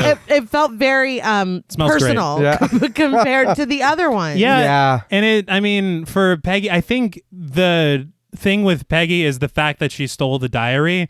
I think that probably infuriated them more. Yeah. Because if you see it the way it was, this person had to kill Nicole, Right. but killed Nicole for no reason. Oh, yeah. So that's like They're extra. like, damn it, I kind of Yeah. liked Nicole. Yeah. She wore the hell out of that dress, out of that death curse She dress. was brave. This was actually one of the scenes that was cut, kind of. Oh. Because it was originally much more graphic. We actually didn't see the version either. It didn't make it to the States, and in this version we saw. But he pulls her face back, and it's gruesome and very, very burned. Ooh. They said it took 4 hours for the makeup, Damn. but we see some stuff later, Yeah. just not this scene. If I got to sit there 4 hours for makeup, Yeah. I'm like that for the rest of the film, and I will be in the background of all the shots. You're a ghost haunting the film. Yes. Did you know I was burned? Hello. Yeah. Look at me. One thing I will say, though, is if it's between fucking what Peggy just had to go through and I'll take a claw to the face. That's what I'm saying. That Yeah. at least was Yeah. over instantaneously. This was like, I don't know if this is supposed to be like the killer ramping up, or Yeah. maybe like you said, frustrated that, she stole it and then they had to kill somebody for no Yeah. reason. I mean, whatever it is, it was really rude. Yeah. Well- Like it was very next level. Well, I mean, gas prices where they are. Yeah. Right. Yeah. We're all pretty frustrated. But we cut to the antique shop where Sylvester asks Frank how he thinks Nicole ended up here. Frank tells him she had a key because they used to see each other every now and then. Sylvester's like, damn, dude. Yeah, Frank's like, I told you when we first met, I be fucking. Yeah. I don't know what you didn't What understand part do you about understand? that. But Frank's like, calm down. I'm not, just stopping everybody. Yeah. I actually was going to leave Isabella for Nicole. We see her corpse lying on the floor, a suit of armor on top of her, and the murder weapon at her side. The crime scene photographer snaps photos as Sylvester asks if anybody else had a key to the door. Frank says only him, naturally, and Sylvester repeats, naturally. I knew like, they fuck. wouldn't buy it. No. He asks if he did drugs with Nicole too, and Frank's like, whatever do you mean? He's like, what's a drug? Yeah.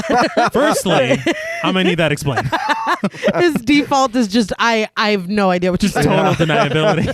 Who's Frank? I'm Frank? You're talking to me? But Sylvester's over that, telling Frank that he's definitely got a habit, and posits that some of his girlfriends, like Isabella, try to get him to quit while others like Nicole partake in it with him. Frank's like, all right, maybe. He's really backed up against the wall. Yeah, that's true. But he says that still doesn't make him a murderer, which is true. It is. Frank says that he has an alibi and starts to launch into his rehearsed story. I put on a white shirt. Yes. Too much detail. But Sylvester interrupts him, saying that they'll talk about it in his office at the police station. So the two leave as we pan over to Nicole's body one more time. I did not realize that this was taking place in the same room where her corpse was. Yeah, and they're just talking. Yeah. I feel like there's only one instance of somebody being really upset that someone has been murdered. Everything else is just like, well, okay, so about the drugs. Yeah. Like, I mean, they just get over it so fucking quickly. Well, there's something so weird about the police work in this movie. Yeah. Like, and we see some of it in a second, but it's like, sometimes it seems very good, and other times it's like, what are you doing, dude? Yeah, not at all. But in the light of day, Sylvester puts Frank in the back of his car, but walks over to Zankeen when he sees him interviewing the gas station attendant from the night before. So there's this interesting like delineation between the shit that we see at night with the masked killer and then the police investigating almost exclusively during the daytime. Yeah. Now, granted, I did kind of contradict myself because he was just at Peggy's apartment last night, but don't worry about that. It's just interesting to me. But the attendant correctly identifies Peggy's car, even matching the license plate numbers. He says he saw a man driving it for sure, but he was dressed in black and he seemed to not have what we call a human face.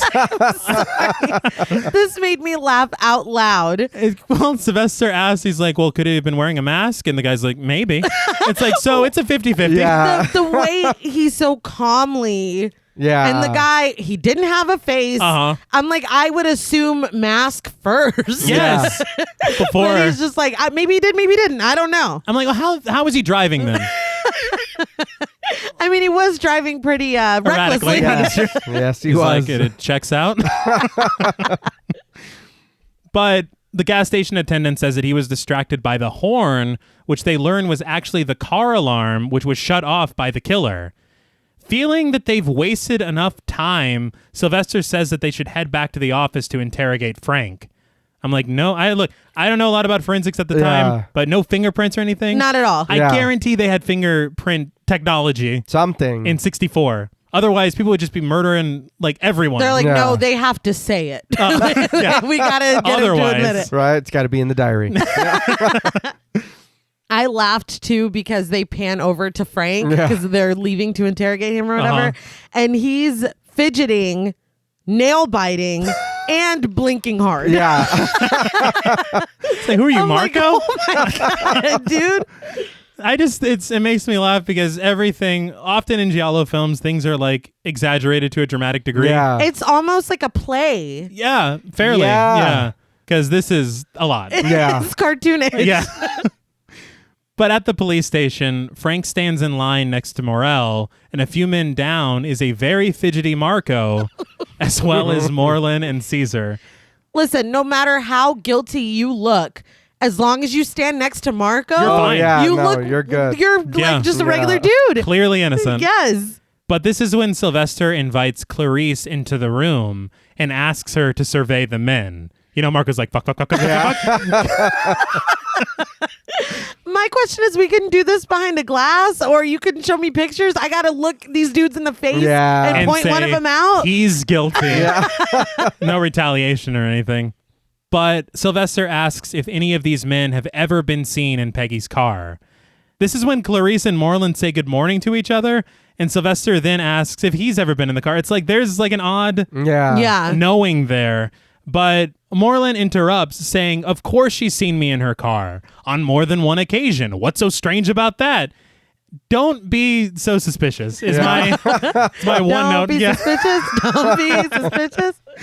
But Sylvester says that he never said that it was strange and just urges Clarice to continue down the line. She then says that she's seen Caesar in her car too. Caesar says that doesn't prove anything, that the whole thing is ridiculous. The thing is, it doesn't prove anything. Yeah, it really doesn't. The fact that we have driven her car before, that she clearly does not mind loaning out. No. Yeah. That's not, I'm sorry, that is not enough to convince or convict or anything. Well, they don't have fingerprints. Yeah. So That's the only thing. that's all they got. But Caesar asks if she saw anyone else and motions over to Marco. He literally says, look at him, you idiot. And in all fairness, Marco, he looks like if a mime had to convey that they were guilty. Yeah. That's funny. It's Renfield energy. exactly. I told you. He's like grabbing his throat. He stays adjusting his collar. It's so like nervous. But after learning that it's okay to go into details outside just of who she's seen in the car, Clarice tells Sylvester that she saw Marco come into the apartment with Peggy last night. Caesar says that they're now beginning to see the light. Marco, not having the best reaction, immediately calls Caesar swine, accusing him of trying to ruin him, and lunges for his throat, saying, I'll kill you. What the fuck? He also says that he hates women. He does, yes. Look at his face. He hates women. Dude, that kills me. Because after the men are pulled apart, Marco tells Caesar to confess because he's saying that he's the murderer. Yeah. But then he says, look at Caesar's face. He hates women. I don't know how you see that in a person's face. But I mean, all right. This was my favorite part. No, it's great. It is great. Caesar then lightly lunges at Marco, grabbing his shirt, but is easily pulled away. Marco saying that Caesar did it because he couldn't be with any of the women. Then he punches below the belt and says that Caesar's wife left him for the same reason. God damn. Yeah. She left him because he couldn't get any of the models? See, What the fuck? he's like, they don't want it. That's it. Yeah.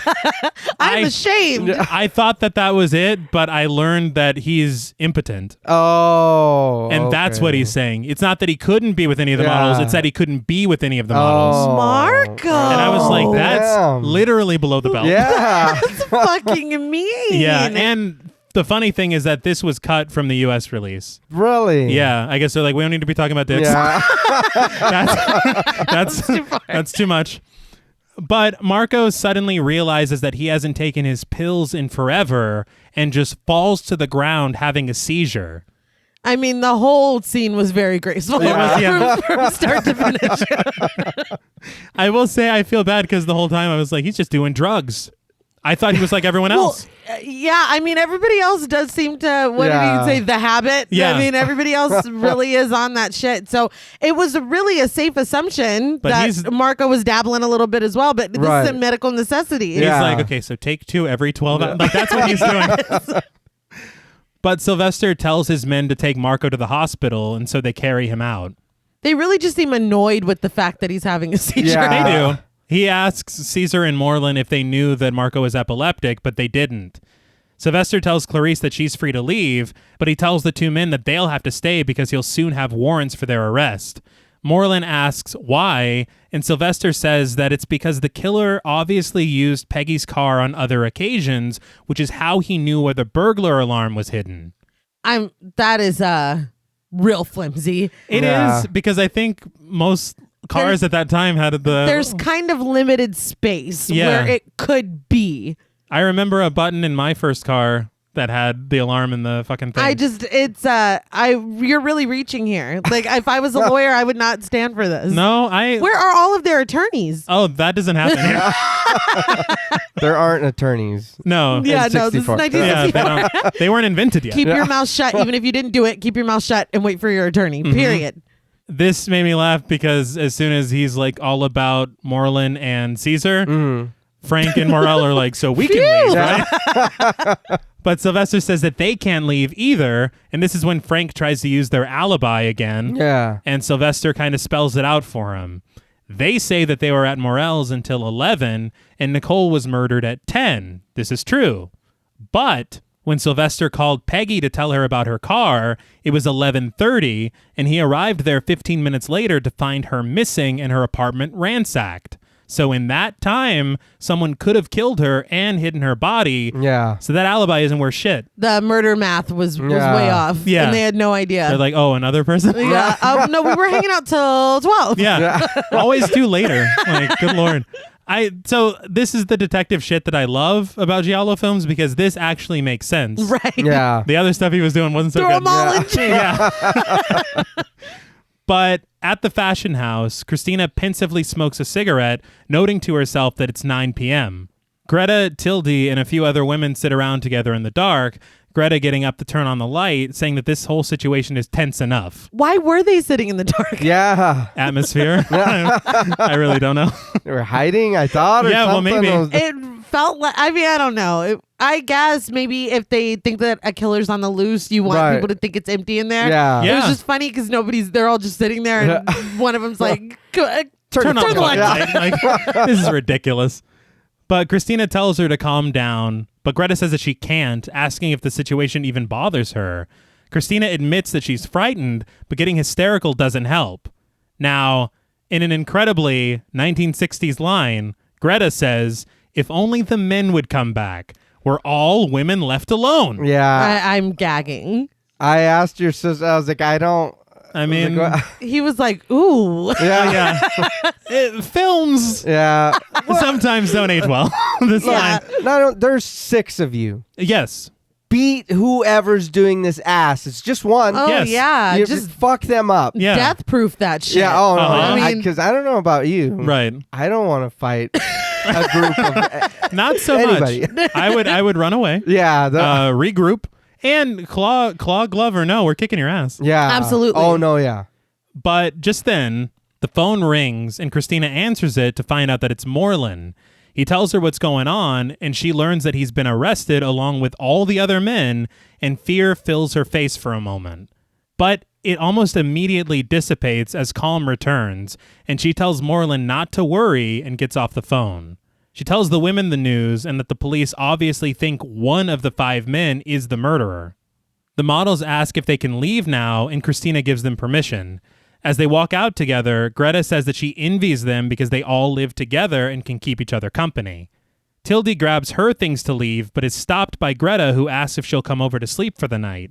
Tilde says that she lives only a few yards away from the fashion house and doesn't want to go all the way out to the country. Greta's like, oh, well, then can I sleep at your place? But Tilde says that she'd rather be alone. This was... I know that we gotta side-eye everybody and that there's some relief, maybe, if we are assuming that a man did it, Right. that all the men are locked up now, so these women are safe. Right. And I feel like Candace DeLong is really the, no, I want to be alone. Like, it's like, one of y'all, it's you. And the way that she's acting, I'm like, you're clearly wanting to be alone. Oh, yeah. So you can put on a coat. Yeah. Exactly. Yeah. But Greta is confused as to why Tilde would want to be alone, especially considering both of her roommates are either dead or missing. Tilde says that she's certain one of the arrested men is the killer, so there's really nothing to worry about. I mean, if that's truly what you feel, that is logical. It is true. They kind of make it seem less plausible only because of a very low angle shot. Yeah. That's like the villainous shot. Absolutely. Yeah, That's no, like, oh no, Like, she she's did going it. to kill everyone. But Tilde says goodbye to Christina and leaves. Greta refuses to go home, saying that she'll just sleep in the fashion house.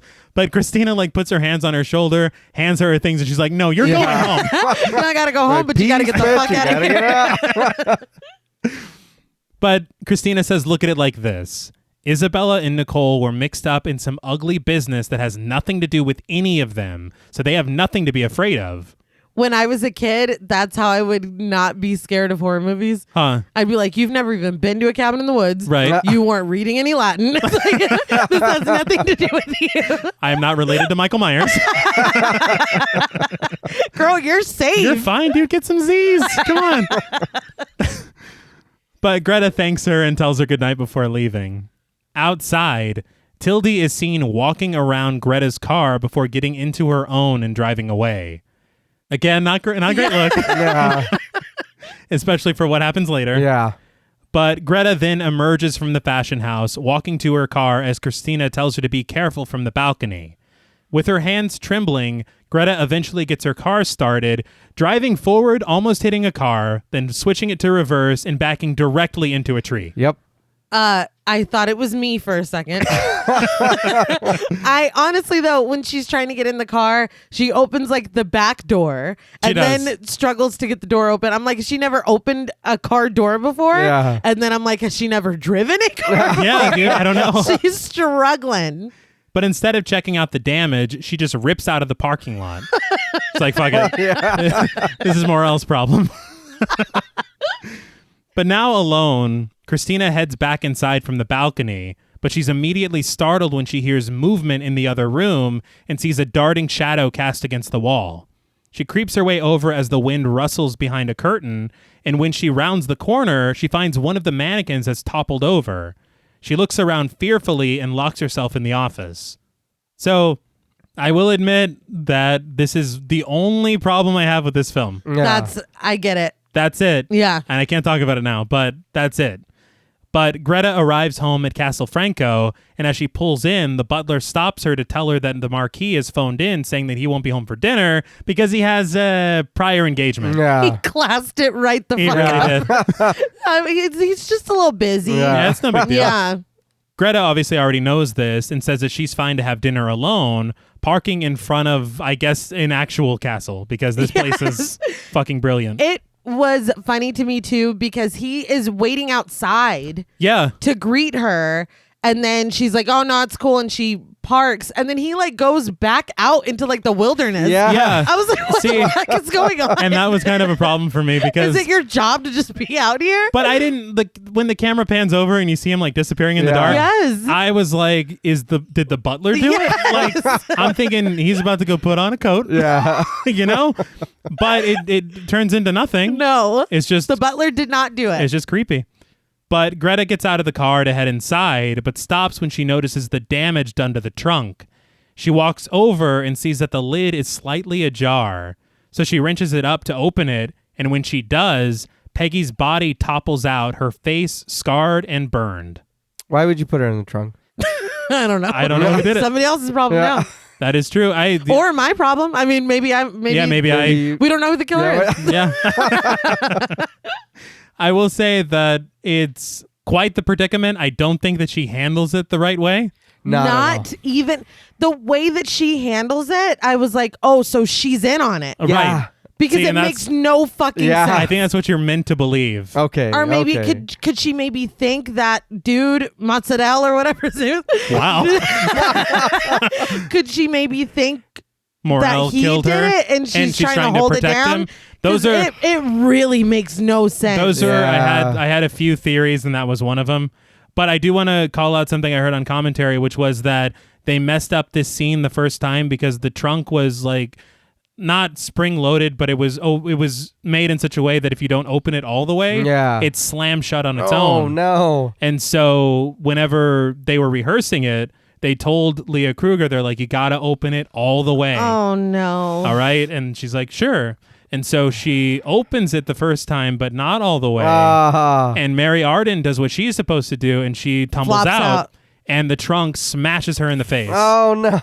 And it fucked up her nose. No. She had a scar for the rest of her life, and it almost got her right in the eyeball. Oh my God. Damn. And so she's obviously inconsolable. Yeah. And they said that Mario Bava cradled her as she cried, and he put ice on her face and was just apologizing profusely. He's like, I'm never going to financially recover. Yeah. That is terrible. Isn't that crazy? She did her own stunts in the apartment. Yeah, She's fucking taking a trunk to the face. Like, she was a trooper. Awful. But Greta rushes inside to call the police, but the phone is already ringing when she goes inside. She does leave the door wide open, though, which isn't smart. No. But when she answers the phone, nobody's on the other end, so she hangs up.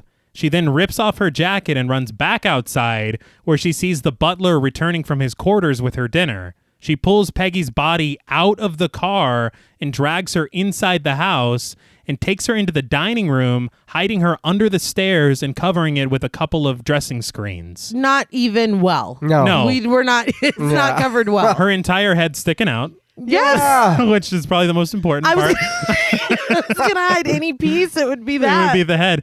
I will say, though, that, again, I was like, is she doing this because she's the killer? Yeah. Because she's trying to protect Morel? Or because she thinks that if the butler sees the body, he'll think she's the killer? But, you know, if I would be screaming and think that somebody planted a body in my trunk. That too. I feel like she's just like, okay, clean it up. It's just so weird. Oh no, yeah. The whole time I was like, why are you touching her? Yes. That too. Why? Stop. Well, the police, they're not going to find anything. Let's be real. There was like one really great moment that I do want to call out because she pulls Peggy's body up some stairs and she drops her, but Peggy stays completely solid. Yeah. Like the rigor mortis has set in. That and is good. Yeah. It creeps me out every single time. But after Peggy's body is, quote, hidden, unquote, Greta allows the butler to bring her some tea, but turns away from him when she realizes that there's blood on her blouse. After he leaves, Greta runs upstairs to her bedroom to get changed and hides her bloody clothes under the blankets. Now your bed's all dirty. Well, I mean, that's better than being caught, I would Hide say. it under the bed. Yeah, that's fair. I didn't think about that. I don't know why. Sheets. Well, that's more outside of the bed. But she's just in like her nightie? Yeah. And she then grabs some sort of night cream. I'm like, are you just going through your routines? Skincare is very important. I guess so. But she's suddenly interrupted by a loud plucking of a harp downstairs. The camera moves from the harp, the strings still vibrating, slowly creeping over to Peggy's body hidden behind those screens. We then watch as it's dragged away. I really liked the shot of it being dragged away. Chef's of her kiss. being dragged away. It was very creepy. I love the traveling from Yeah. all the way. That was just a great sequence. But Greta steps out, making her way downstairs, startled when she doesn't see anyone by the harp. She goes to look behind the dressing screens, but is shocked to find Peggy's body standing upright. It falls on top of her, revealing the masked killer standing behind her. That was a mean little joke. Yeah. Who did you do that for? Michael Myers wore a sheet that time. It's cruel. We got to break it up with the little lighthearted. Yeah, in all fairness. And what I love about this killer is that he is never boring. It's like, This is true. Yeah. I gotcha. You thought she was a zombie, you idiot. But on the ground, Greta tries to find the air to scream, but is quickly snuffed out by the killer who grabs a sofa cushion and smothers her. Again, this is why, because I feel like after Peggy, the next death was going to be ramped way the fuck up. Right. The fact that he just smothered her, but you know what I mean? Right. It really was personal with Peggy. Yeah, well, I just can't get over how much more cruel her death was than anybody else. Yeah. I think it has to do with the extra trip he had to make. I really do. Well, one, he's not doing it right. And then two, she's barely fighting. Wait, how many people have you... Well, no, I'm just saying, in theory, hypothetically, right. allegedly. Yeah, there you go. But she barely put up a fight. Well, she's shocked. She was She scared. just saw The Walking Dead. Yeah. But sometime later, Sylvester and Zankeen discover Greta and Peggy's bodies posed together in a chair. The shot from the table to the actual bodies in the reflection made me think of Us. Oh, yeah. You know? Yeah. All right. So, I mean, seeing the things, film, not us. Yeah. That time JP smothered those people. And we helped him set him up. I meant Jordan Peele's Us. But Zankeen comments on Peggy's burns, saying that the killer tortured her and must be a madman. Sylvester says that it's either that or he's a sex maniac and a homicidal fury against beautiful women. It's a little bit of a reach. Yeah. Well, I mean... Look, the cocaine, okay, insult them. Sex maniacs, come on. Like, everybody... calm down, guy. you throw around the term sex maniac like it's a... It's a pejorative. Yeah, come on, man. Stop that. 60s were a weird time. But positing that the sight of beautiful women might make the killer lose control and kill, he says that they'll have to start all over with their investigation. You do? Well, I mean, I guess so. Like now we have to actually start fingerprinting shit. Can you believe this? God damn it. But in the daylight, an inspector tells the two men that the footprints they found match the ones that they found outside of Moreland's villa. Sylvester realizes that he has to let the 5 men in custody go, admitting that this time they have a foolproof alibi and he gave it to them. I laughed out loud because the other guy was like, does this mean we have to let them go? It's like, dude. No, we just arrest all the women now. I'm like, yes, you have to let them go. It's like we can't just hold they them should be in there in the first place. Definitely. Yeah, there really is no... At all. The only thing holding them there is that they've been in a car. Yeah. Yes, at one At point. one point during the lifetime of this woman. It's absurd. But I think this is the last time we see Sylvester and Zankeen. I think you're right. But at the police station, the men are returned their belongings. As Morel checks his, the policeman dumps out Moreland's in front of him. The camera zooms in on the fleur-de-lis notebook that we know belonged to the killer. So much for subtlety. Yeah. Because it's like, da-da. Personally, I appreciated this because there's still some time left in the movie and they're like, no, it's not going to be a fucking end of the movie reveal. Right. Moreland did it. Okay. But I was like, when I saw it, I was like, why, Moreland? Why? Yeah. We'll find out. But Moreland looks around before placing the notebook into his jacket pocket and collecting the rest of his things. The men then return to the fashion house where inside someone watches from the window. That's when I was like, 2 killers? Yeah. Like, that's fucking cool. And this is 32 years before Scream did it. Yeah. And Scream blew everyone's tits off with the Yeah. 2 killer With the reveal. 2, yeah. Because it's not common, or at least, I mean, I didn't think it was. Right. No. And then to see it happen so early in the genre, Right. that's fucking cool. That is pretty great. And I mean, it also makes the logical sense because there would have to be, knowing with what we know. Right. I love it. I'm sorry. But later, Tildy stalks around inside the fashion house, putting her ear to the office door before knocking on it. Moreland invites her inside, and she states the obvious. Though she's normally a calm person, the idea of a sex maniac prowling around the fashion house is... I mean, she doesn't like it. Yeah. All right? Yeah. I love how quickly sex maniacs spread, though. Yeah, Because, yeah. we just came to that conclusion last night. I believe the term I heard was sex maniac. Yeah. But she asked to take a short holiday, saying that she's already booked a flight to Paris. So it's like, I'm not asking. I'm going. Moreland agrees, but then asks, is she still living with the Countess? He remembers going there a long time ago when the Count was still alive and says that you can see all of Rome from the balcony. Tildy says that she'd much rather see the rooftops of Paris right now, which Moreland understands and tells her to have a nice time. Same girl. But what the fuck did that have to do with anything? To me, like, it's one of my favorite things that movies and shows do. Yeah. Where the fucking person you know is now guilty. Yeah. So now Saying some everything weird they shit. They did it on Dexter with the ice truck killer. Oh, yeah. When you find out that he's the killer, he's just weird from Yeah. from there forward. I love it. It's so cheesy though, but I don't know why I enjoy it. But Moreland then locks the door behind her before pushing on his bookcase to open up a secret passage. That bookcase was clearly a secret Yeah, passage. no None of those shit. books were real. No. They weren't. Like, that was bad. But I guess nobody reads here. It's never come up. But he walks down a set of stairs and into the cobweb-filled room where Peggy was tortured earlier. Inside the room, he opens up a chest and then starts poking around the furnace. A familiar voice is then heard around the corner. I burnt Peggy's clothes. There's nothing left to show that she was here. It's Christina. She's Moreland's accomplice. See, okay, so I will say that I wasn't expecting this. no. And I do like that. I was like, okay, you got me. Yeah. You know, I didn't expect that. So that I will give it points for that. I especially liked that it's a woman. Yeah. Yes. And again, in 64? Yeah. So you got 2 killers and one of them's a woman. Yeah. That's fucking cool. But she says after she did that, she had to get her out of here and also murder Greta to give him an alibi. He goes, perfect. Just regular shit. She says perfectly awful, but she doesn't even know how she did it, admitting that she nearly fainted just finding Isabella's corpse in the wardrobe.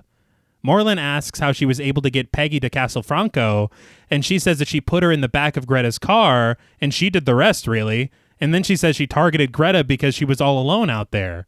The butler's like, hey, I was also... Yeah. Who do you think brought the fucking tea? I was waiting in the trees. What are you talking about? All creepy for no reason. But Moreland tells her, well done, and says that the police think it's all the work of a sex maniac. Yeah, I mean, that spread really fast. But later, the two kiss in bed, but there's clearly something wrong with Moreland. I will say I do love the shot that begins this scene, which is like a Renaissance painting on the ceiling. Yeah. And a smoke ring blown. Yeah. It's fantastic.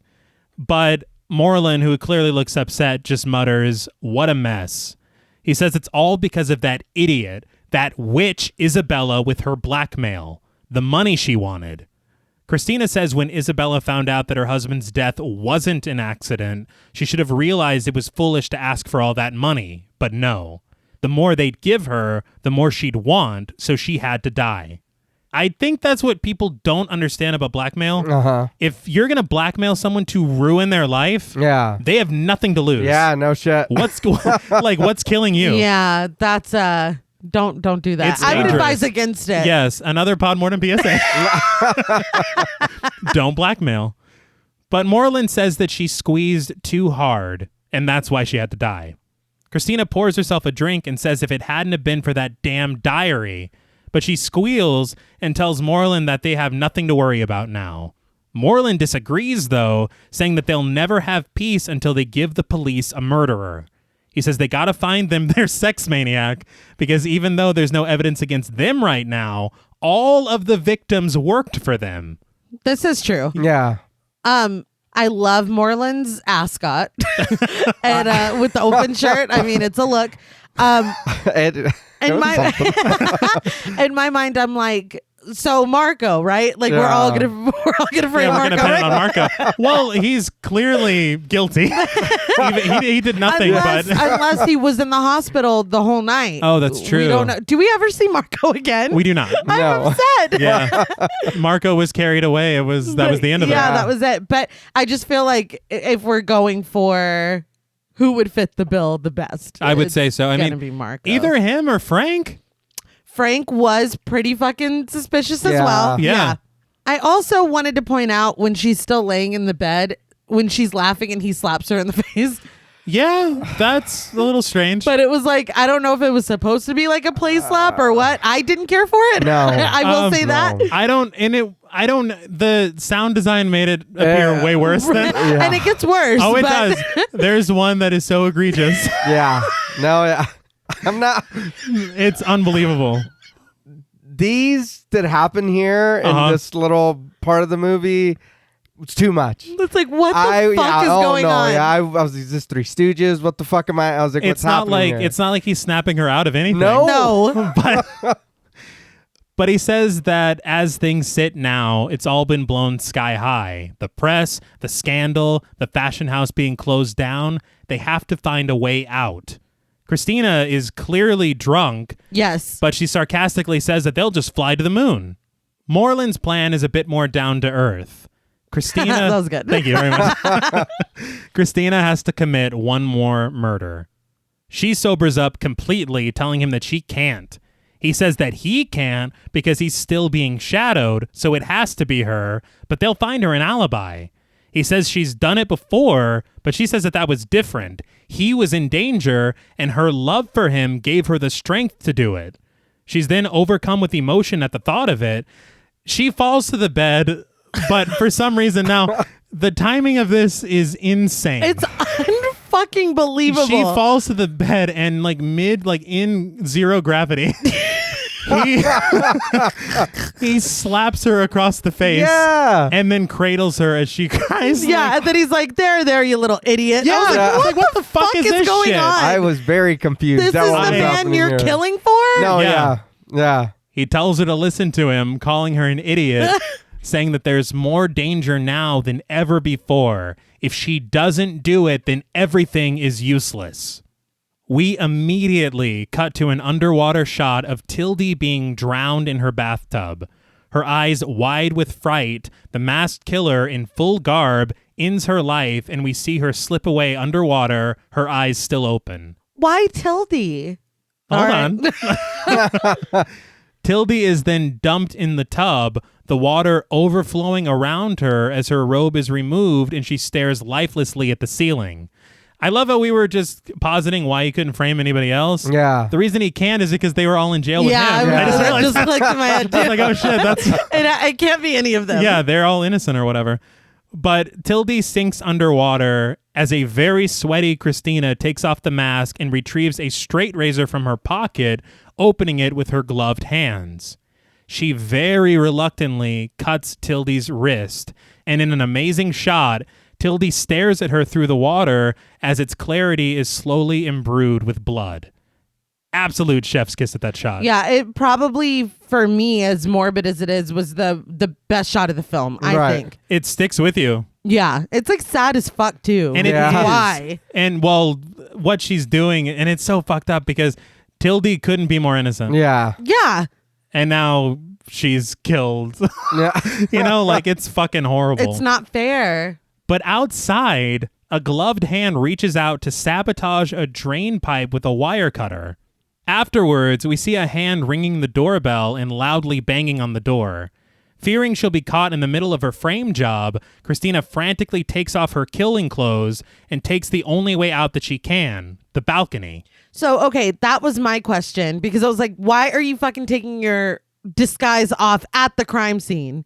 Was this supposed to look like it was Tildy's? That's the point, yeah. Oh, okay. Yeah. I thought that too. I was like, why are you like? I thought she was just like, she was sad. She was like, I can't keep fucking doing this. So Oh. Yeah, that's what it looked like at Yeah. first. And then I was like, oh, this is a frame job. Yeah. Like she took off her costume and then immediately got in the bath and killed herself. Yeah. And you see, because you see she was drowned and then post. Oh, Yeah. okay. So it's Yeah. like, you I'm know, mad about it. All I right. don't- Guilt. Like, why? they had no one else. Sure you do. So Tildy, turns out she's a sex maniac.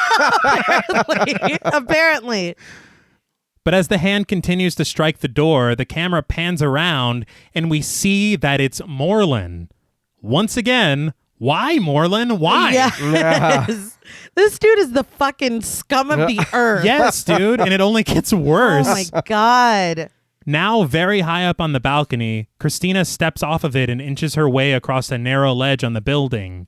As she solid snakes across, she reaches for the drain pipe to steady herself, only for it to fully detach.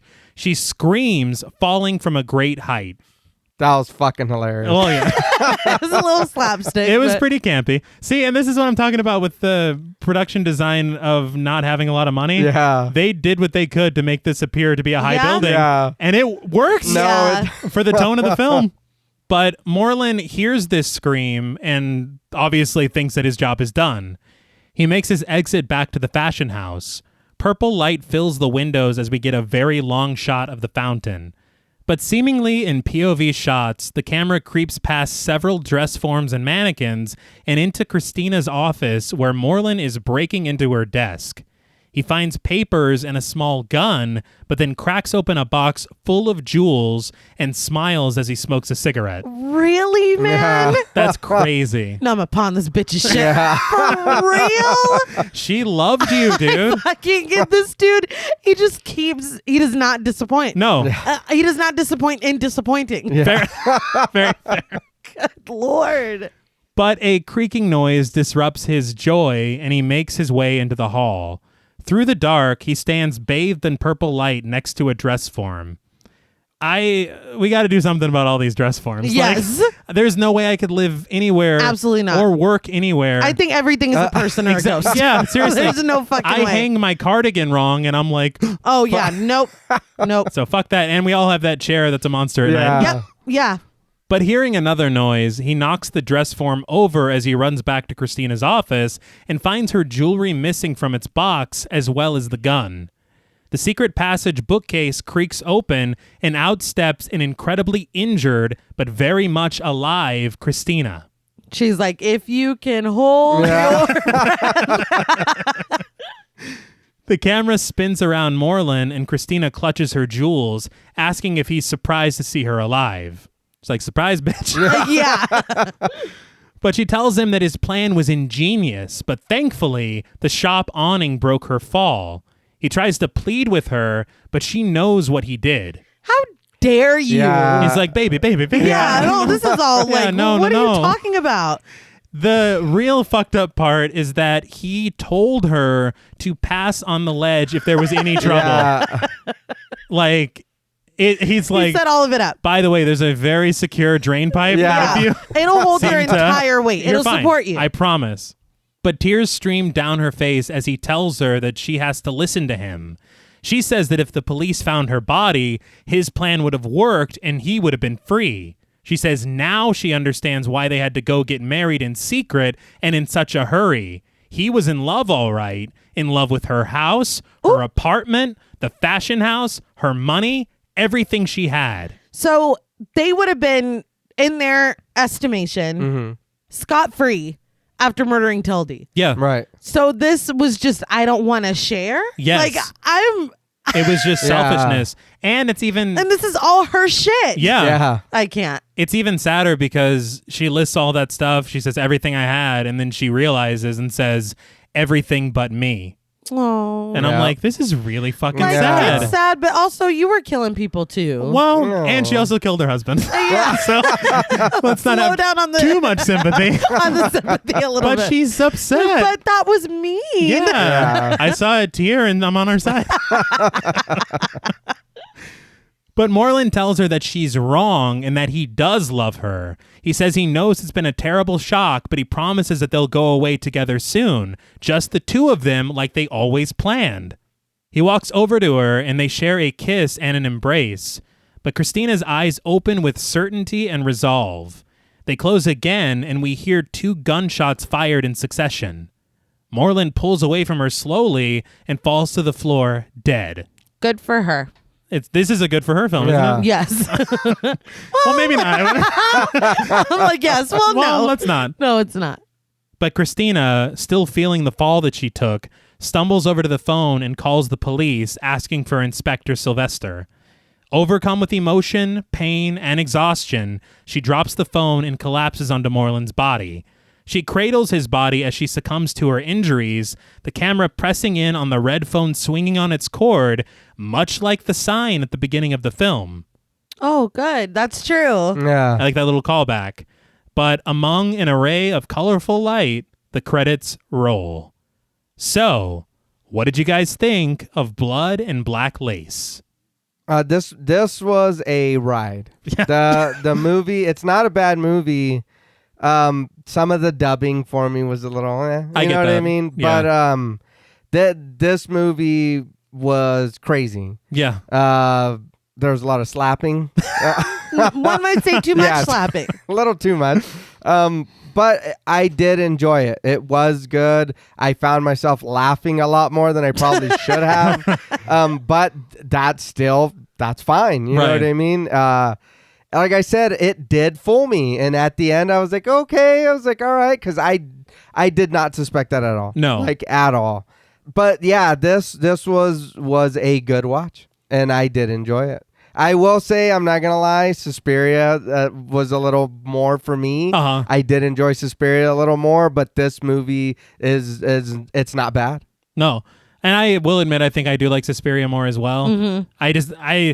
Suspiria has a special place in my heart for a different reason. And this has Right. it's like Yeah. I got a big heart. Yeah. There's room. There's room. Yeah, no, I agree. I thought that this was really good. Like I said at the top, I was surprised by the campiness. Oh, yeah, and the fact that I did laugh and at several places that probably were not meant for me to laugh Yeah. at, but I enjoyed them. Specifically, Marco. That Oh was my God. he's my absolute favorite character. Like I had said before, I appreciate the twist of there being 2, and especially the fact that one of them was a woman, because they were just immediately counted out. Yes. And for the time, I feel like that is pretty fucking cool. because women need representation. Even the bad parts of us should be represented. So I appreciated that. And it kind of has like a commentary of like, don't underestimate. For sure. You know? Well, she was doing it for love. He was doing it for greed. Oh, yeah. Yes. Even though she was doing it, I mean, it was still bad. She was still doing it. But it is a more noble reason than I want those jewels. Right. This is true. I mean, she's a piece of shit too, but nobody's as big a piece of shit as dude. Yeah, Moreland sucks. Yeah. But I did enjoy it. I had a lot of fun watching it. There were a couple moments that I did have to pause because I was laughing. But this was a lot of fun. And really, it is very sad because at the end of the day, everything was for nothing. Yeah. It was all for nothing. And I mean, I'm kind of a sucker for a bleak ending sometimes. Sometimes if I really, really love a character, I am upset when I get that. But for the most part, when shit like this goes down, it very rarely is. And then they ran away to Paris and they lived happily ever. It's like, no, they're, Fargo. You know what I mean? Exactly. All for what? What was this for? A little bit of money. Exactly. And I mean, if you think about it, they did go away together. They did. Wow. Poetic justice. Yeah. I'm here for it. I love this movie. Yeah. Like, it is one of my favorite films probably ever. And I think I love it not just as a film, but kind of as almost a turning point in the horror genre. Yeah. Because not only does it open up this giallo subgenre in Italy and make amazing films that kind of, this is the prototype, you know? It is interesting that you say that because it's almost like having a really, really good friend and then meeting their grandparents. And being like, okay, that makes sense. I totally get it. I can see this. And when you think about slasher films, I mean, you hear about Black Christmas being a proto-slasher. Right. This is 10 years before Black Christmas. Yeah. You know, you hear about, obviously, Psycho with what it did, Peeping Tom as well. This is just 4 years after that. Yeah. And so, I mean, just as a part of, I guess, like film history. Right. Like this, I don't think this film gets talked about enough. I had never heard of it until you. And then you bought it for me. I did. But I just think it's like a piece of art, really. And it's visually delicious. I don't know how else to describe that. But just watching it for me, I mean, it's definitely an experience. I understand what you guys are saying when you're like, it's a ride. Yeah, it is. Yeah. It really is a ride. But I guess that can lead us into ratings. On the positive side, everything. On the negative side, nothing. Yeah. I really think that, I mean, the feel of it, you get this amazing atmosphere from Bava's direction, his artistry, the set design, the costumes, like everything just feels so cool. Yeah. The way the killer looks. Right. I mean, that is just so badass. And it's so simple. I think that's the other thing. The fact that it was made for so cheap and looks this good. Yeah. That's nuts. Obviously, the lighting and the cinematography. The good thing about the cinematography to me is that Bava, coming from that background, you see the care and attention he's putting into these shots. Yeah. He's uncredited as well as the cinematographer, Bava is, because he pretty much did all the cinematography. He lit every shot. He framed every shot. Shit. And so it's really his vision on film. Yeah. And so that's just remarkable. It only makes me want to watch more of his films. I've only seen like 6 of them. Yeah. But I love everything that I've seen. Yeah. And I think for me, also I love the music. I want to say that. I think the music is fantastic. The dialed up performances, the death sequences, Right. the mystery element. Yeah. I think for me, the whole thing though is that the way that it lays the groundwork for the giallo subgenre, all of these elements that are here that you see pop up in all these other films, it started here. Yeah. That's just amazing. Right. On the negative side, the only thing that I can really think of is maybe there are some moments in the script that I might tweak a little. Yeah. I did not like Christina. Yeah, because it doesn't make any sense. Yeah, she was afraid that night for why. Yeah. It's me and him. He's locked up, and I'm right here. Yeah. There's no reason to be afraid. I don't know, because maybe she's like, well, fuck, maybe I am being haunted with the mannequin falling over and shit. But outside of that, I can't. Any fucking negative thing I could say about it. Overshadowed. Yeah, completely out the window. And of course, it holds a special place in my heart because it introduced me to a subgenre of films that I didn't even know, really existed. So for me, out of 10 scandalous secrets, I am going to give Blood and Black Lace 10 scandalous secrets out of 10. What? Big surprise. But I will now open the floor to you. I did enjoy this movie. I know we said over the top. Yeah. Some of it for me was a little telenovela. It was kind of a little bit so like soap opera. Yeah. So it was kind of like, damn, you know what I mean? Not that it hurted a lot for me, but some of it was a little kind of overdone, and I'm like, man, you calm down a little bit. But this is a from beginning to end, and like I said, me still being like I didn't know who the killer was. Yeah. I was like, hell yeah. I was like, okay, you got me. You know what I mean? I was like, I did not expect that whatsoever. It's fun to be shocked. Yeah. Oh, yes, no, it yeah. is. The killer, like you said, looked very cool. Mm-hmm. That was very cool. I can't say that it's something that I would probably have watched on my own if you wouldn't have told me, but I wouldn't mind watching other giallo films to kind of see where they go after this. You know what I mean? Because I know you said they get a little more graphic. They do. So I would kind of like to see, also interested in seeing other giallo films and kind of seeing where it is. You're saying this one is tamed. This one, I would say so compared to some of the others I've seen. But yeah, if you've never seen it, I'd recommend watching it, even if it's just the one time. You know what I mean? See what it's about. Kind of check it out. Maybe you like it, and if you don't, cool too. You know what I mean? But the one I did enjoy a lot of it. The one thing I will say is that there was a lot of those mannequins, the red ones, and I wish one of them would have came to life, or moved even, or something. You know what I mean? Yeah, they do look creepy as hell. They do. They are begging to be animated. Yeah. Something, and they're always hovering around. Yes, they're just there. They're there from beginning to the end of the movie. So it's like, please, one of them do something. Someone wear you as a costume. Yeah, yeah.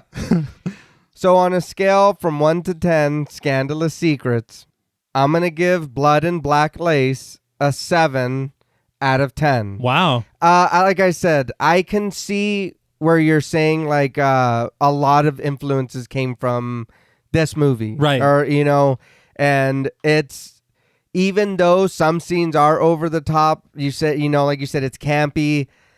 I'm never going to try to knock a camp. You know what I mean? Sure. For sure. Yeah. And that's, right there in line with B horror movies. You know what I mean? So I can't be like, oh, shit was cheesy. But then. Yeah, because it's not. You know what I mean? It is, but in a good way. Yeah. Yeah, no, I agree. I feel like the biggest negative for me is really not understanding some of the characters' intentions. Yeah. Even after it shakes out who the killers, like specifically Greta, like that really frustrated me a lot. Also, the whole, I know it's just a throwaway line, but we're just women or whatever. I was like, bitch, stop. But I love the camp. I do want to give extra points for the camp, for really just how over the top everybody was, for my surrogate Renfield, because I've been chasing that high since Dracula. For the killer being a woman, for there being two of them. Yeah. For you looking back and being like, except for the little scene where she's scared and has no reason to be, it makes sense. Okay, this one was her, this one was him. Like it tracks once you know. Right. And also I really love The Watchmen. So I got to give it up to Blood and Black Lace for that. But with all of that, on a scale from 1 to 10 scandalous secrets, I'm going to give Blood and Black Lace because when it hits for me, and I don't have the same love that you have for it, T. Right. But I am a lover of camp, and this really, really delivered on that for me. Mm-hmm. So it maybe generously, but I'm going to give Blood and Black Lace 8 out of 10 scandalous secrets. Wow. Because I really love that. And it in spades. It really felt like watching a play. Right. And at times it is very overacted. But I like shit like that when it's done in the right. If you put Marco in a Scorsese film. I hate him. Yeah. If you know what I mean? It's not going to work. It fits so perfectly, just like Right. with Dracula, where it's like that guy is on a 12 Yeah. for no good reason, but I'm loving every second of it. Yeah.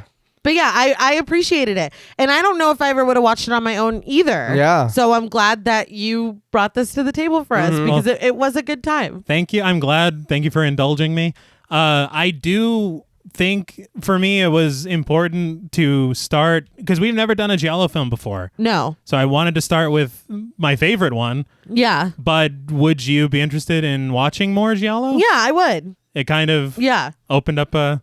I'm here Sure. for it. And I'm a little surprised to hear John Paul say that he's down too. I'm but very glad. Yeah. Well, you say they get a little more brutal as they go, so Yeah, there's quite a Well, few. He's like, What about- it gets crazier. Yeah. Right?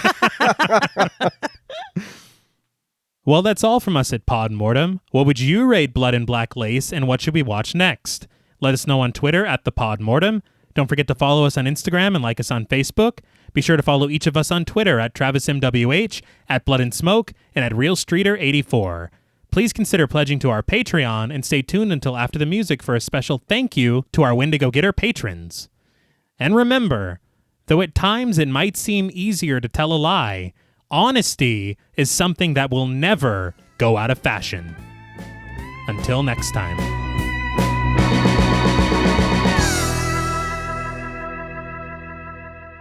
Thank you for staying tuned. We want to give a very special shout out to all of our Wendigo Getter patrons. Hey, yeah. Woo, coming, I gonna We'll have none of that. Special thank you to Chris Ontiveros, Kristen Lofton, Megan Martinez, Kimberly Bass, Sophie Hodson, Anthony Jerome M., Jordan Nash, Kent Morton, Guy54, Lala Tamez, Travis Anissa Hunter, Miguel Myers ATX, Mandy, Jennifer Perez, Pierre Lombard, Allison O'Neill, Carissa, TJ and Angie Bronson, Gabrielle Trevino, Spooky Mom, Andy Teague, Applin Ontiveros, Karima Rhodes, Antonio Huerta, Kimberly Kleindienst, Will Brown, Linda, Sydney Smith, Osvaldo Soto, Jonathan Booth, Bobby Holmes, Donna Eason, JD Rizak, Molly Gerhart, Armand Spasto, Aaron Aguirre, Eggy, William Barry, Brittany Ramatar, Charity Oxner, Amanda Six, Mandy Rainwater, Eden, Jordan Roberts, Dylan, Melissa Sierra, Holly Bryan, Jordan Blevins, Michelle Moore, Liz Heath, Spencer Montalvo, Pancake the Panda, John Ramos, Michael Newting, Alexis Roberts, Dan Laveau, Itzy M, Gary Horton, Amanda Aliff, Leisha Olivier, Kate Lamp, Carlos and Sydney, Jessica Hunter, Helena Rudder, Alan Johnston, Nicholas Carter, Mariah, Livy Fun, Mandy M, Scott Troutman, Towton Watson, Mozzie Bear, Brittany G, Dave Burke, Adrian Stakes, and Craig Kowalski. Woo! Yeah. Wow. Thank you all so much. Yes. We appreciate all of you, truly, and I just want to say that we giallo you Nah. with all our hearts. La, la, la. You'll allow it? Okay. Until next time.